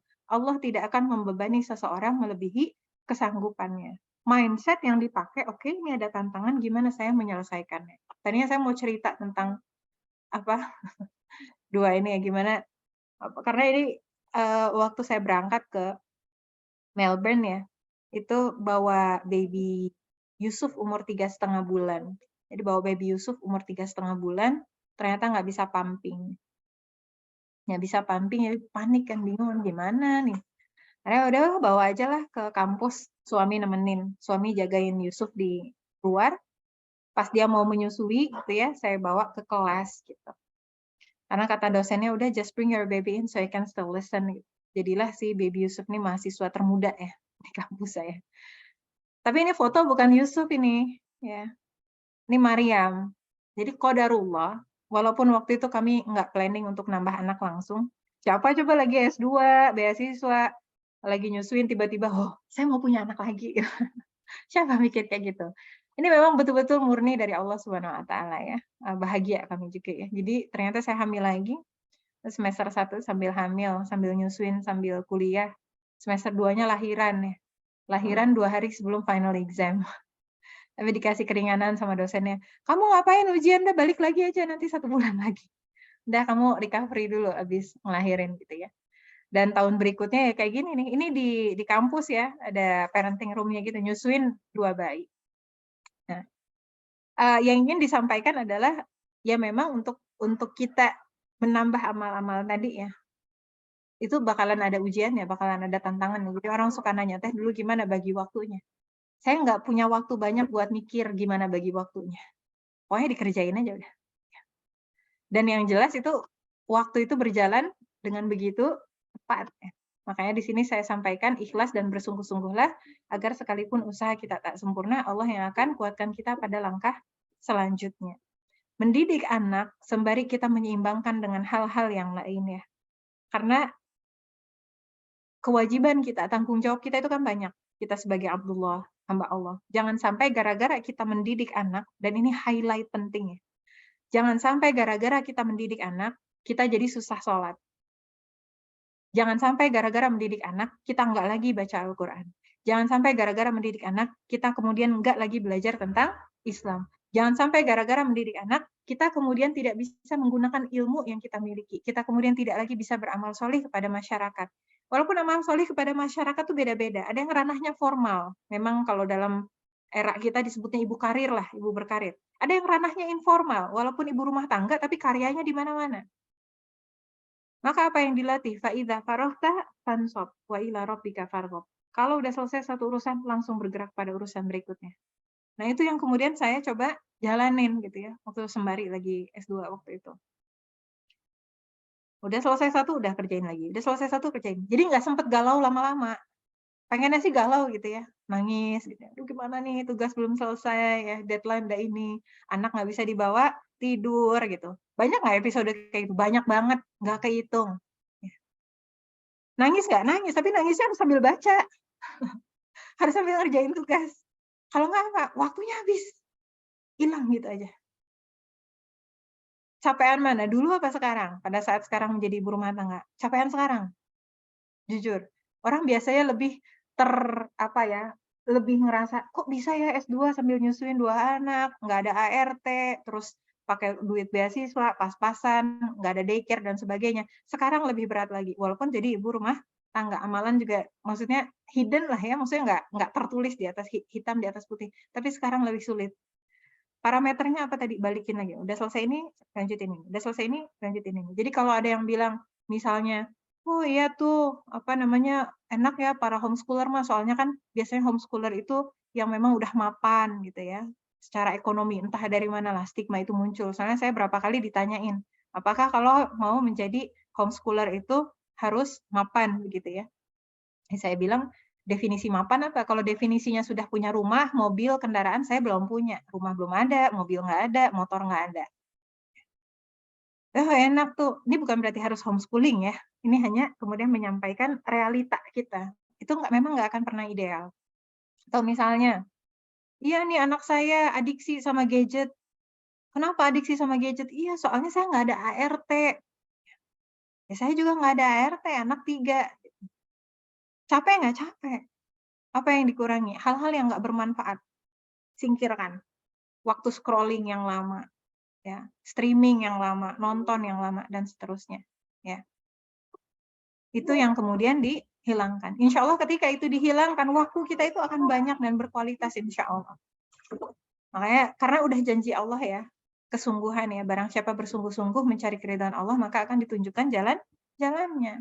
Jadi jangan-jangan selama ini gitu ya, kita belum menemukan atau belum mendapatkan target yang ingin kita capai tadi, bukan karena solusinya nggak ada, tapi karena kesungguhan belum menjadi bagian dari kualitas. Nah, dan salah satu bab, ini saya skip ya, bab kesungguhan itu adalah kesungguhan dalam istiqomah, konsistensi. Tak ada surga tanpa sabar mengiringi perjalanannya. Mau nanti adik-adik ngambil sarana pendidikan anak sekolah, pesantren, kutab, IT, apalagi sekarang jenis-jenis sekolah, homeschooling, unschooling, banyak banget lah istilah sekarang ya. Apapun itu, sarana pendidikan yang digunakan untuk mendidik anak-anak, salah satu keywordnya adalah istiqomah, konsistensi. Dan untuk bisa konsisten itu tadi butuh sabar. Dan untuk bisa bersabar itu membutuhkan takwa. Maka yang terakhir ini selalu saya sampaikan di mana-mana, yakni takwa, tawakal, dan doa. Allah Subhanahu wa taala janjikan kepada kita apa? Wa may yattaqillaha yaj'al lahu makhraja. Barang siapa bertakwa kepada Allah, maka Allah akan mengadakan baginya jalan keluar. Kita kan di sini banyak banget ya, ada berapa nih? 78 orang. Takdirnya sama nggak? Beda. Masalah ujiannya sama nggak? Beda. Jenis anaknya nanti sama nggak? Beda. Jenis suaminya sama nggak? Beda. Jadi mau secanggih apapun tokoh parentingnya atau kemudian buku yang dia baca atau kemudian psikolog psikiater yang mendampinginya, itu nggak akan bisa mengetahui sampai to the very detail kehidupannya yang dia kemudian bisa ngasih tahu ini loh caranya. Tapi siapa yang tahu? Allah Subhanahu wa taala. Maka kalau kita jaga ketakwaan kita kepada Allah, walaupun kita nggak tahu ujian apa nanti akan kita hadapi dalam mendidik anak 5 tahun lagi, 10 tahun lagi, 15 tahun lagi, satu hal yang pasti Allah Subhanahu wa taala akan berikan jalan keluarnya. Wa may yatawakkal 'ala Allah fahuwa hasbuh. Barang siapa bertawakal kepada Allah, Allah lah yang akan mencukupkan segala keperluan-keperluannya. Kadang-kadang salah satu yang menjadi masalah di kalangan para orang tua, tawakal itu kepada sarana. Anak saya mah gini, soalnya udah gimana sekolahnya juga sekolah murah. Udah stres duluan. Ya. Gimana ya anak saya nggak bisa masuk itu si International Islamic School yang harganya 200 juta. Gimana ya anak saya nggak bisa beli buku-buku Islami yang harganya berjuta-juta itu. Atau yang ini nih yang populer nih. Gimana ya teh saya mau bisa optimal mendidik anak. Suami aku tuh nggak mau ikut terlibat. Aku merasa berjuang sendirian. Saya kayak udah kayak main sinetron aja. Saya merasa berjuang sendirian. Makanya jangan tawakal sama suami. Ya. Tawakal sama suami itu berat. Tawakal sama Allah aja. Tawakal sama sekolah itu susah. Kenapa? Ada kepala sekolah sama gurunya juga punya keluarga. Yang dia pikirin bukan anak kita aja. Ya, jadi jangan sibuk komplain, iya nih gurunya nih gini nih, sekolahnya gini nih. Jangan tawakal sama sekolah, jangan tawakal sama sarana, metode, suami, apalagi diri kita sendiri. Tapi tawakallah kepada Allah Subhanahu wa taala. Gimana tawakal sama Allah? Kita lakukan semua yang terbaik. Semampu kita. Lalu kemudian kita serahkan hasilnya, pengharapannya itu kepada siapa? Allah Subhanahu wa taala. Ya Rabbana fashhad. Ya. Saksikanlah inilah usahaku, ya. Maka tolonglah aku.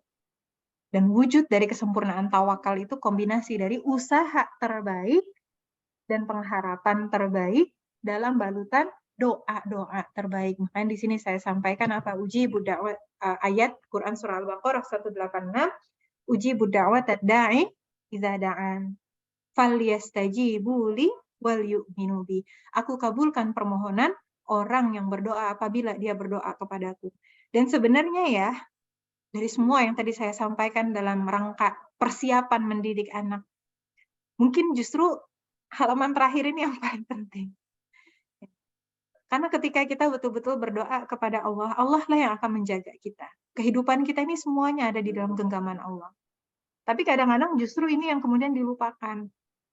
Ya, sibuk aja ngurusin berbagai usaha-usaha kita. Ketika ada masalah ya, kalau curhat sama orang nih, curhat sama tokoh, bisa berjam-jam, bisa nangis gitu ya. Giliran curhat sama Allah, Assalamualaikum warahmatullahi wabarakatuh, Assalamualaikum. Kemana? Min, saya. Doanya malas gitu. Padahal yang harusnya dicurhatin siapa yang paling utama? Allah Subhanahu wa taala. Allah Subhanahu wa taala memberikan kepada kita kesempatan untuk memohon apa-apa yang kemudian kita ingin pinta, yang kemudian oleh Allah Subhanahu wa taala dijaminkan bahwa Allah akan kabulkan. Asal tadi kita doanya benar nggak? Ada adab doanya dijalani nggak? Perintah-perintah Allah dipenuhi nggak? Jangan-jangan sebetulnya kita nggak pengen-pengen amat punya anak yang solih dan solihah. Jangan-jangan sebenarnya kita nggak pengen-pengen amat jadi ayah dan bunda yang solih dan solihah. Atau jangan-jangan sebenarnya kita nggak pengen-pengen amat masuk ke dalam surga. Kalau betul kita yakin Allah lah yang menggenggam segala kehidupan kita, maka kita akan berdoa kepadanya. Dan kalaulah kita betul-betul bersungguh-sungguh ingin mengharapkan menjadi ibu terbaik, ayah terbaik, memiliki anak-anak terbaik, menghuni surga terbaik, maka doa itu akan kita panjatkan. Allah a'lam bishawab. Mungkin itu ya sebagai materi pengantar. Untuk salah dan kurangnya mohon maaf banyak-banyak. Usaha kita akan selalu terbatas jika kita meminta dan tawakal kepada Allah yang rahmat dan kuasanya tanpa batas. Wassalamualaikum warahmatullahi wabarakatuh. Waalaikumsalam warahmatullahi wabarakatuh. Masya Allah, Teh Karin. Terima kasih banyak ya Teh atas ilmunya di siang hari ini. Dan juga banyak dari cerita-cerita dari Teh Karina Hakman yang sungguh menginspirasi kita bagi para orang tua untuk selalu berbenah diri.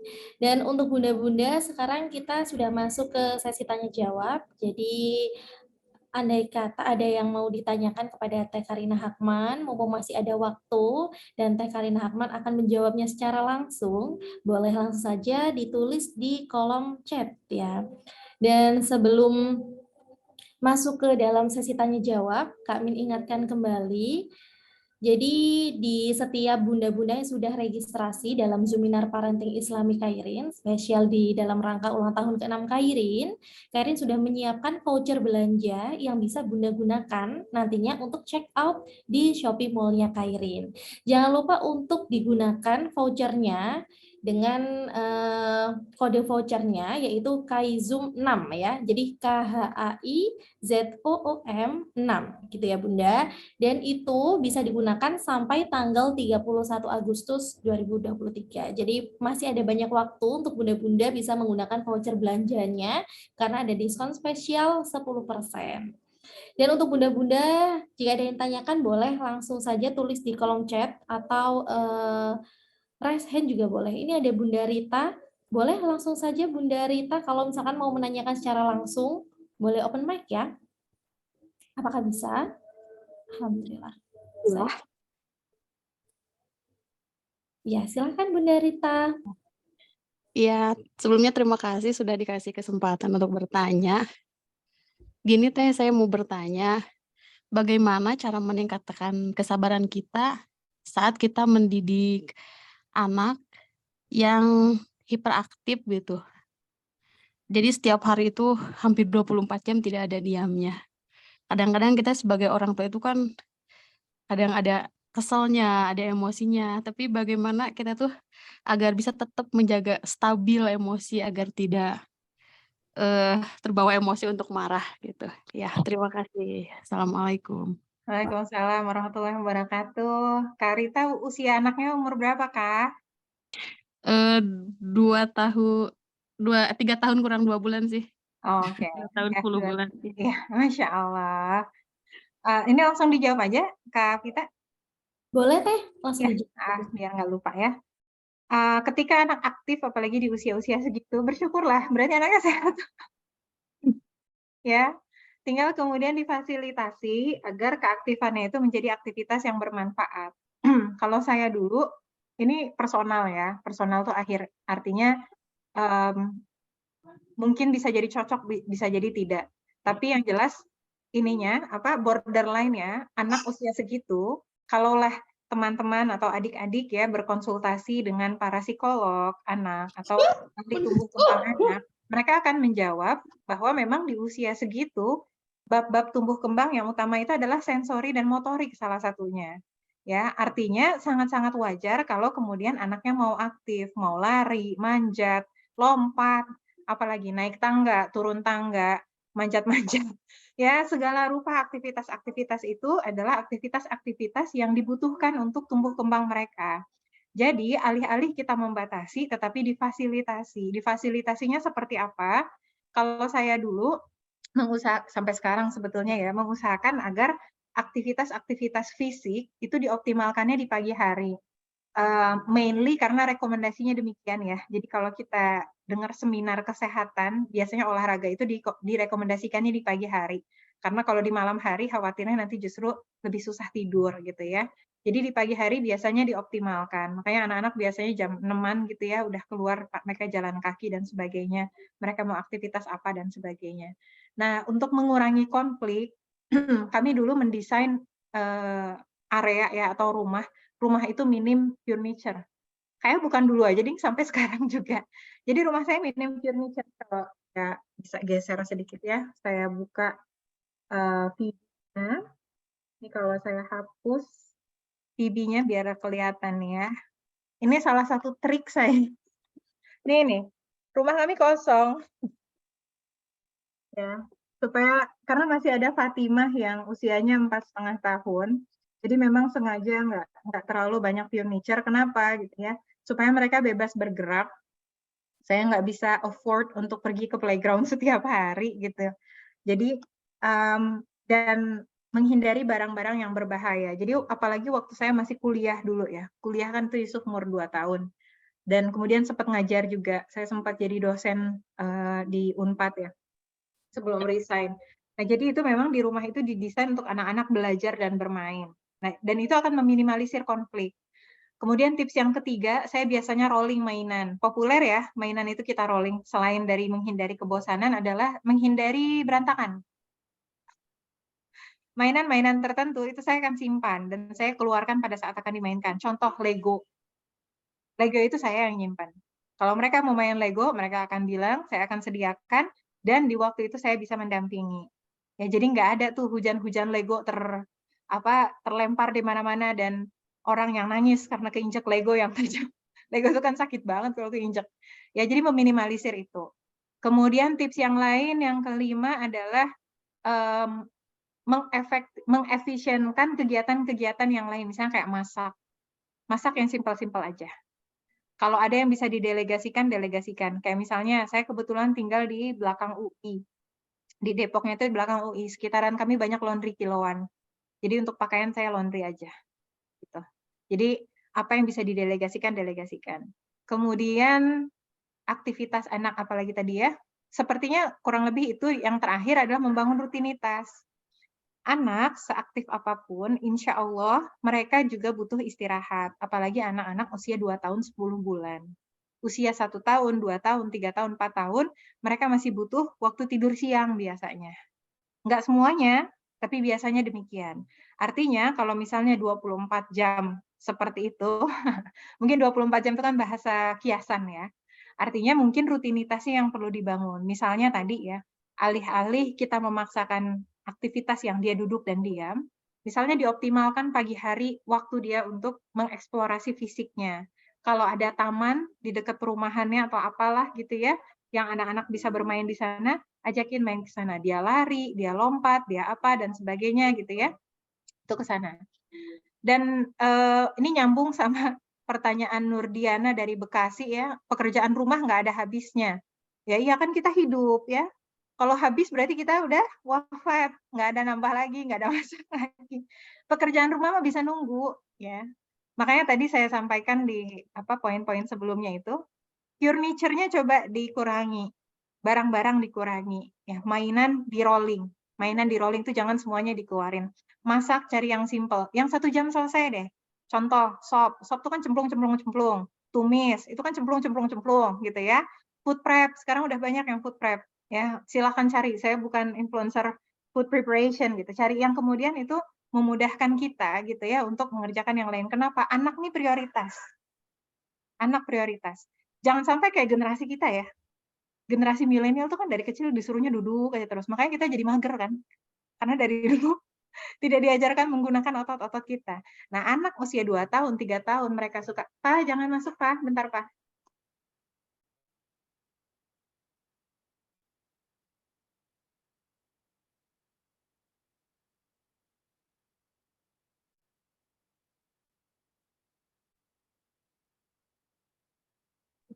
Ya, punten nih papa saya lagi datang. Nah, jadi 2 tahun, 3 tahun ini adalah golden moment dia mengembangkan segala si otot-ototnya tadi.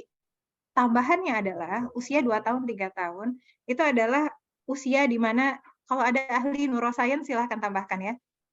Arsitektur otaknya sedang berkembang. Berkembangnya dengan apa? Dengan experience perkembangan anak. Dan entah kenapa, kata si dokter ini saya lihatnya dari seminar di Stanford University. Kan sekarang universitas-universitas Ivy League itu ya, universitas-universitas besar, mereka banyak kok nge-publish hasil penelitiannya dalam bentuk seminar-seminar online yang gratis. Cari aja di akun YouTube-nya, banyak kok. Kalau mau belajar ya lebih dalam. Dan perkembangan arsitektur otak itu ternyata tidak sama antara pengalaman langsung anak dengan gadget. Entah kenapa. Si sinaps-sinaps berkaitan dan seterusnya tadi. Maka kemudian ketika anak tadi butuh waktu untuk bergerak, biarkan mereka bergerak. Sembari nanti sedikit demi sedikit diperbaiki. Bahkan kita bisa menggunakan sesi-sesi tersebut untuk ngajarin apa? Ngajarin pemanasan, ngajarin lari. Bisa dia mau lari, ayo nak kita lari, kita puterin nih lapangan. Habis muterin lapangan capek nggak dia? Capek, insya Allah. Dengan dia kemudian bisa mengeluarkan segala tadi ya kebutuhan dia bergerak, insya Allah makannya juga akan lebih baik. Kenapa? Energinya habis, dia harus makan anyway. Dan nanti insya Allah ba'da zuhur mungkin dia akan cooling down. Pada saat dia cooling down, kita ajak dia bertenang, kita bacain buku, kita ajakin ngobrol. Kalau dia udah ngantuk, kita ajakin dia tidur siang, dan sebagainya. Jadi akhirnya nanti akan terbentuk rutinitas, kapan dia nanti beraktivitas fisik, kapan nanti dia kemudian beraktivitas yang lebih cooling down. Karena insya Allah lah, ya walaupun anak-anak tuh lompat ke sana kemari, dia ada istirahatnya juga, dia ada capeknya juga. Itu by nature. Dan untuk 2 tahunan, mungkin bukan yang bertanya ya, tapi untuk semua yang ada di sini ya. Salah satu cara kita untuk mengontrol aktivitas anak juga dalam bab gadget. Kata WHO, bukan kata saya, WHO, usia 2 tahun ke bawah nggak ada screen time sama sekali. Screen time itu cukup dengan kita video call. Misalnya nenek kakeknya jauh, mau video call, sok gitu ya. Tapi no screen time. Usia 2 sampai dengan 5 tahun, screen time dibatasi 1 jam. Kalau di Australia 2 jam, ya dari pemerintahan Australia. Dan 1-2 jam itu bukan kamu duduk di sini, ini TV, bukan gitu. Tapi dipecah, misalnya 15 menit, 15 menit, 15 menit. Dan itu pun bukan ditinggalin, tapi dengan pendampingan with high quality program. Kata WHO, bukan kata saya. Ya kalau nggak setuju bilang sama WHO, saya nggak setuju. Saya kan kerjaan rumah tangganya banyak. Ya. Nah, artinya dengan pendampingan, misalnya nih, kan sekarang banyak tuh aplikasi-aplikasi interaktif dan sebagainya. Silahkan gunakan itu, tapi dengan pendampingan orang tua. Sehingga gadget itu bukanlah pelarian. Kenapa? Karena itu akan berefek kepada emosional anak, ya, akan berefek kepada bagaimana tumbuh kembang kreativitasnya, akan berefek kepada sense of learning-nya anak. Ya, ketika dia sudah terbiasa dengan gadget, nanti akan semakin sulit untuk yang lain. Tapi kalau dia terbiasa dengan sekelilingnya, insya Allah sense of creativity-nya juga akan berkembang. Makanya kalau anak-anak umur 2 tahunan kan panci aja bisa jadi mainan, ya nggak? Dia ikut ibunya ke belakang, panci diambilin, ember diambilin, segala rupa kayaknya menarik buat dia. Ya, datang ke ruang tengah ya, apa juga jadi mainan ya. nurunin barang, masukin lagi, nurunin barang, masukin lagi. Nah, aktivitas-aktivitas bermain di rumah silahkan cari ya. Saya yakin banyaklah seminar-seminar berkenaan tentang apa sih aktivitas-aktivitas yang bisa dibuat untuk anak usia 2, 3, 4 tahun ya. Mudah-mudahan ibunya bisa menjaga kesehatan, bisa bersabar untuk kemudian mendampingi anak. Nah, yang kedua singkat aja mungkin ya. Tadi, gimana caranya mengontrol emosi? Jaga ibadah-ibadah, karena sebenarnya tadi menjawab ya, kayaknya udah terjawab di materi sebetulnya tadi ya Kak Afita ya, banyaknya. Nanti bisa di-rewind di sesi materi. Tadi saya sempat sampaikan bahwa yang mengelola emosi kita itu kan adalah hati kita ya, dan hati kita ini milik Allah. Jiwa kita milik Allah. Maka dekatkan hati kita dengan Allah sehingga kita bisa mengelola emosi dengan baik. Kalau tadi ditanyakan gimana ya caranya supaya nggak marah? Kalau saya yang dipikirin langsung aja la taghdab walakal jannah, jangan marah bagimu surga. Ya, untuk bisa ngingat itu gimana? Berarti kita harus jaga ruqyah kita. Allah alam bisawab. Kira-kira terjawab nggak nih ya, Kak Afita? Alhamdulillah terjawab Teh. Untuk beberapa pertanyaan yang masuk melalui kolom chat juga, ada beberapa yang memang menanyakan cara untuk menahan emosi begitu. Jadi insya Allah sudah terjawab ya. Ini ada beberapa bunda, ada dari Bunda Fitra ya. Ada juga dari Bunda Dia Rahma. Oh, Bunda Nurdiana. Maaf, Bunda Nurdiana juga Bunda Erin ya. Yang sama menanyakan hal yang sama. Jadi bagaimana cara untuk menahan emosi begitu. Jadi diingat-ingat ya bunda-bunda ya. Lah tardaf walakal jannah gitu. Jadi memang susah untuk menahan emosi itu, tapi kita belajar begitu ya Teh Karin ya, insya Ya, Allah. mungkin tambahannya nih, kalau memang banyak yang bertanya ya, Ya. sambil rewind materi tadi, tambahannya mungkin gini ya. Kalau dalam sisi psikologinya ya, dulu waktu zaman saya S2 di membahas work-life balance itu salah satu manajemen emosi yang kemudian diajarkan di kampus. Secara akademisnya itu kan mindfulness ya.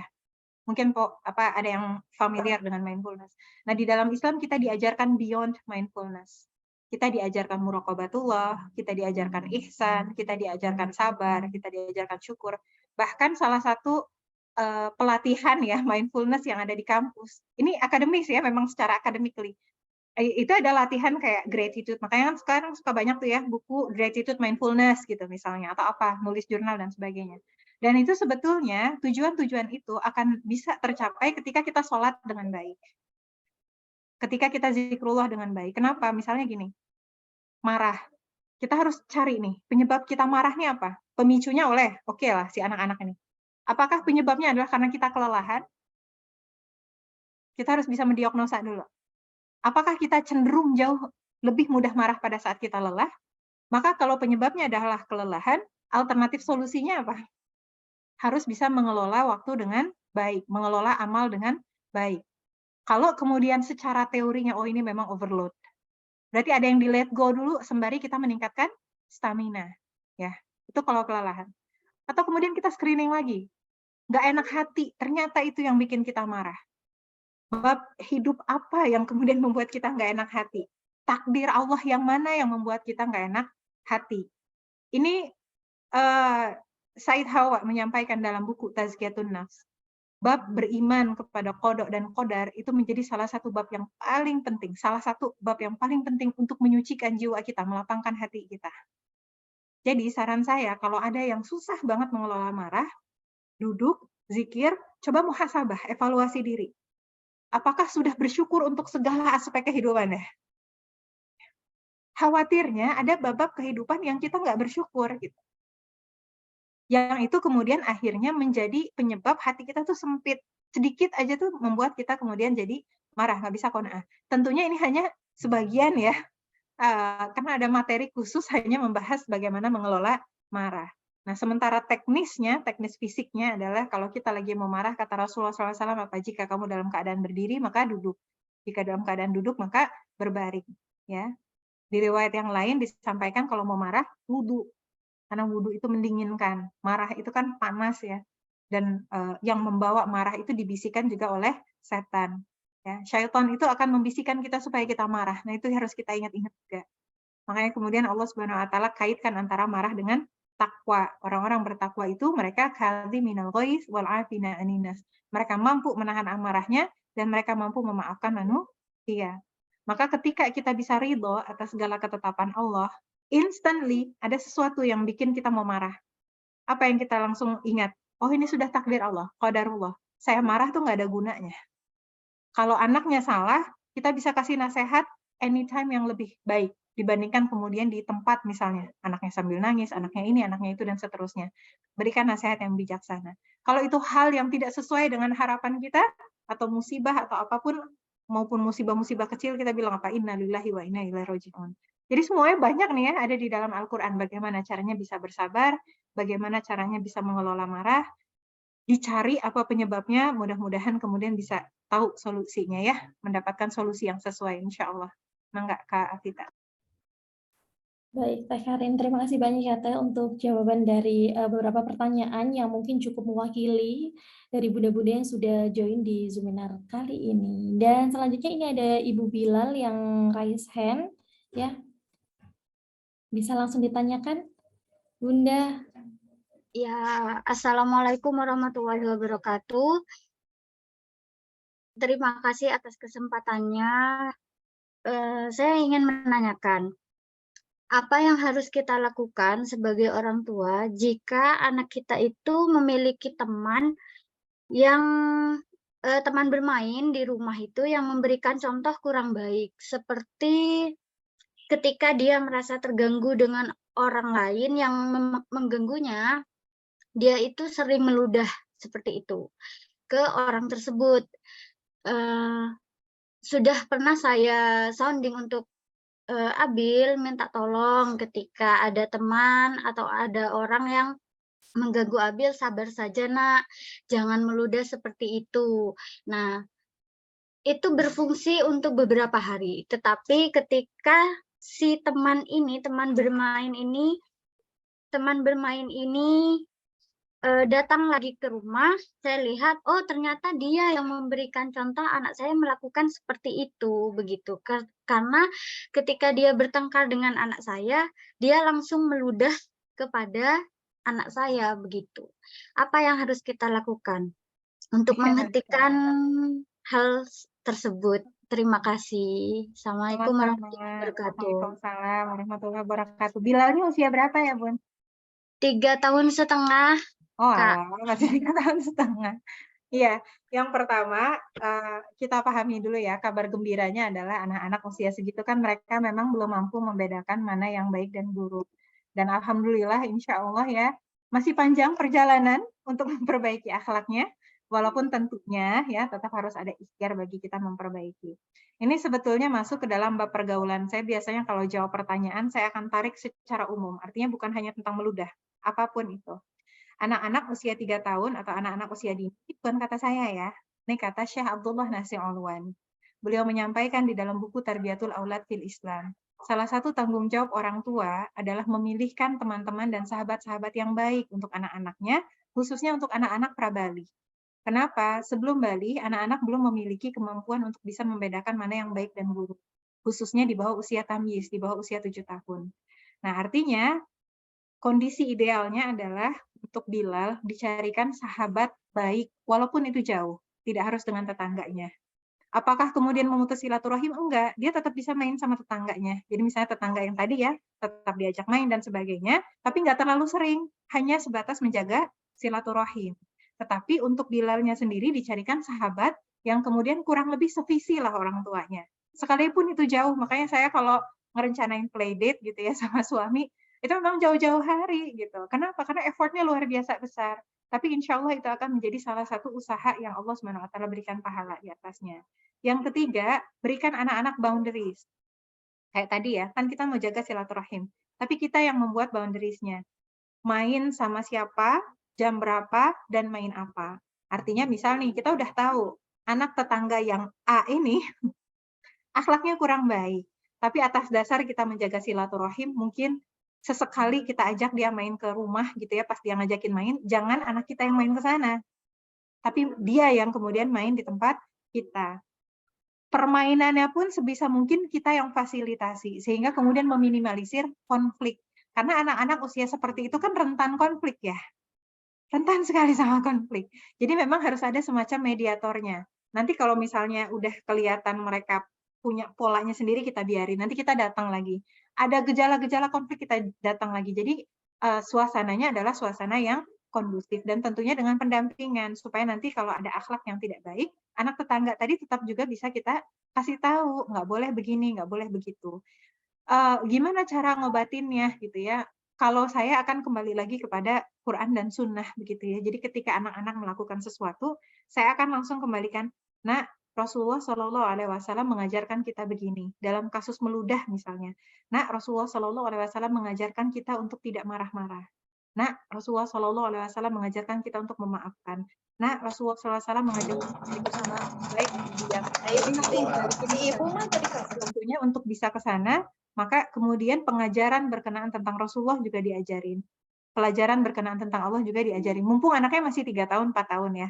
3 tahun, 4 tahun tuh enak banget ngajarinnya. Kenapa? Mereka masih hopeless. Masih belum bisa mandiri sama dirinya sendiri. Mereka sangat-sangat tergantung sama kita. Jadi insya Allah lah ya, ketika dilakukan secara konsisten, insya Allah nanti akan hilang kok ya hal tersebut. Bahkan boleh jadi kalau nanti akhlaknya sudah berganti, anak kita bisa ngeluarin kebaikan ke anak orang. Ketika nanti si temannya itu datang, anak kita akan menjadi syiar dakwah bagi si teman tadi. Semangat ya. Insya Allah udah 3 tahun, 4 tahun masih kecil insya Allah. Mangga Kak Vita, kira-kira menjawab nggak? Ya, alhamdulillah. Jadi cukup menjawab ya untuk pertanyaan dari Ibu Bilal. Dan sekaligus ini ada pertanyaan terakhir ya Teh, karena ternyata ini sangat seru sekali materinya hari ini. Jadi nggak kerasa ternyata tiba-tiba udah mulai duhur ya, masuk waktu duhur di sini. Jadi ini beberapa pertanyaan yang mungkin masih beririsan ini Teh. Ini ada di gaya parenting. Jadi misalnya kita kan sebagai orang tua punya gaya parenting sendiri, dan ternyata ketika anak bertemu sama kakek dan neneknya atau bertemu orang lain, ternyata gaya parentingnya berbeda, begitu. Jadi cara kita mengatasi gimana ya? Iya. Jadi inilah salah satu hikmah kenapa kemudian ya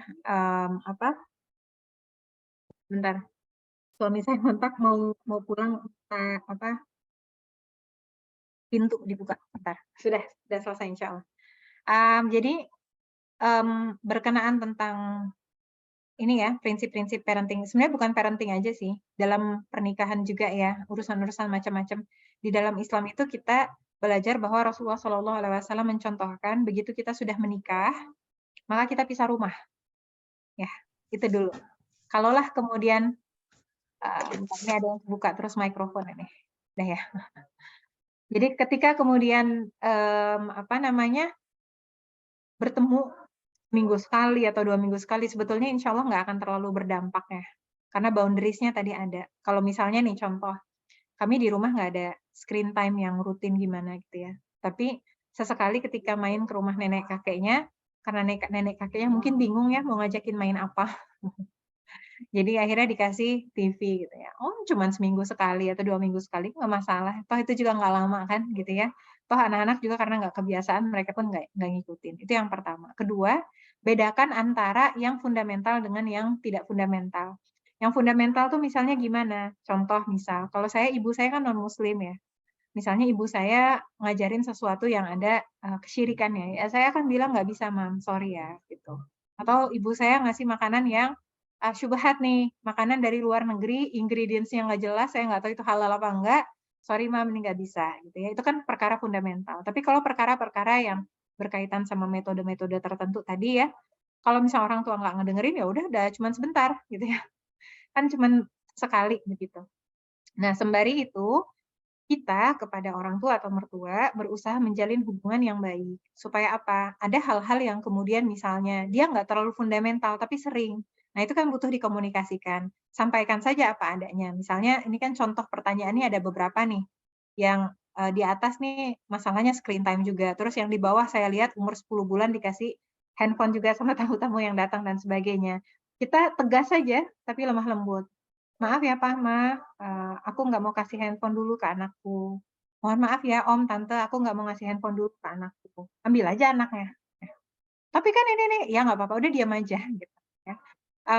Insya Allah nanti seiring dengan waktu mereka akan memahami. Artinya kalau sesekali gitu misalnya dan kemudian kita nggak mau bikin konflik dan sebagainya, itu nggak masalah. Tapi kalau dia berterusan dan kita khawatir itu akan membahayakan anak-anak kita gitu ya. Apalagi ini kalau usia 10 bulan ya.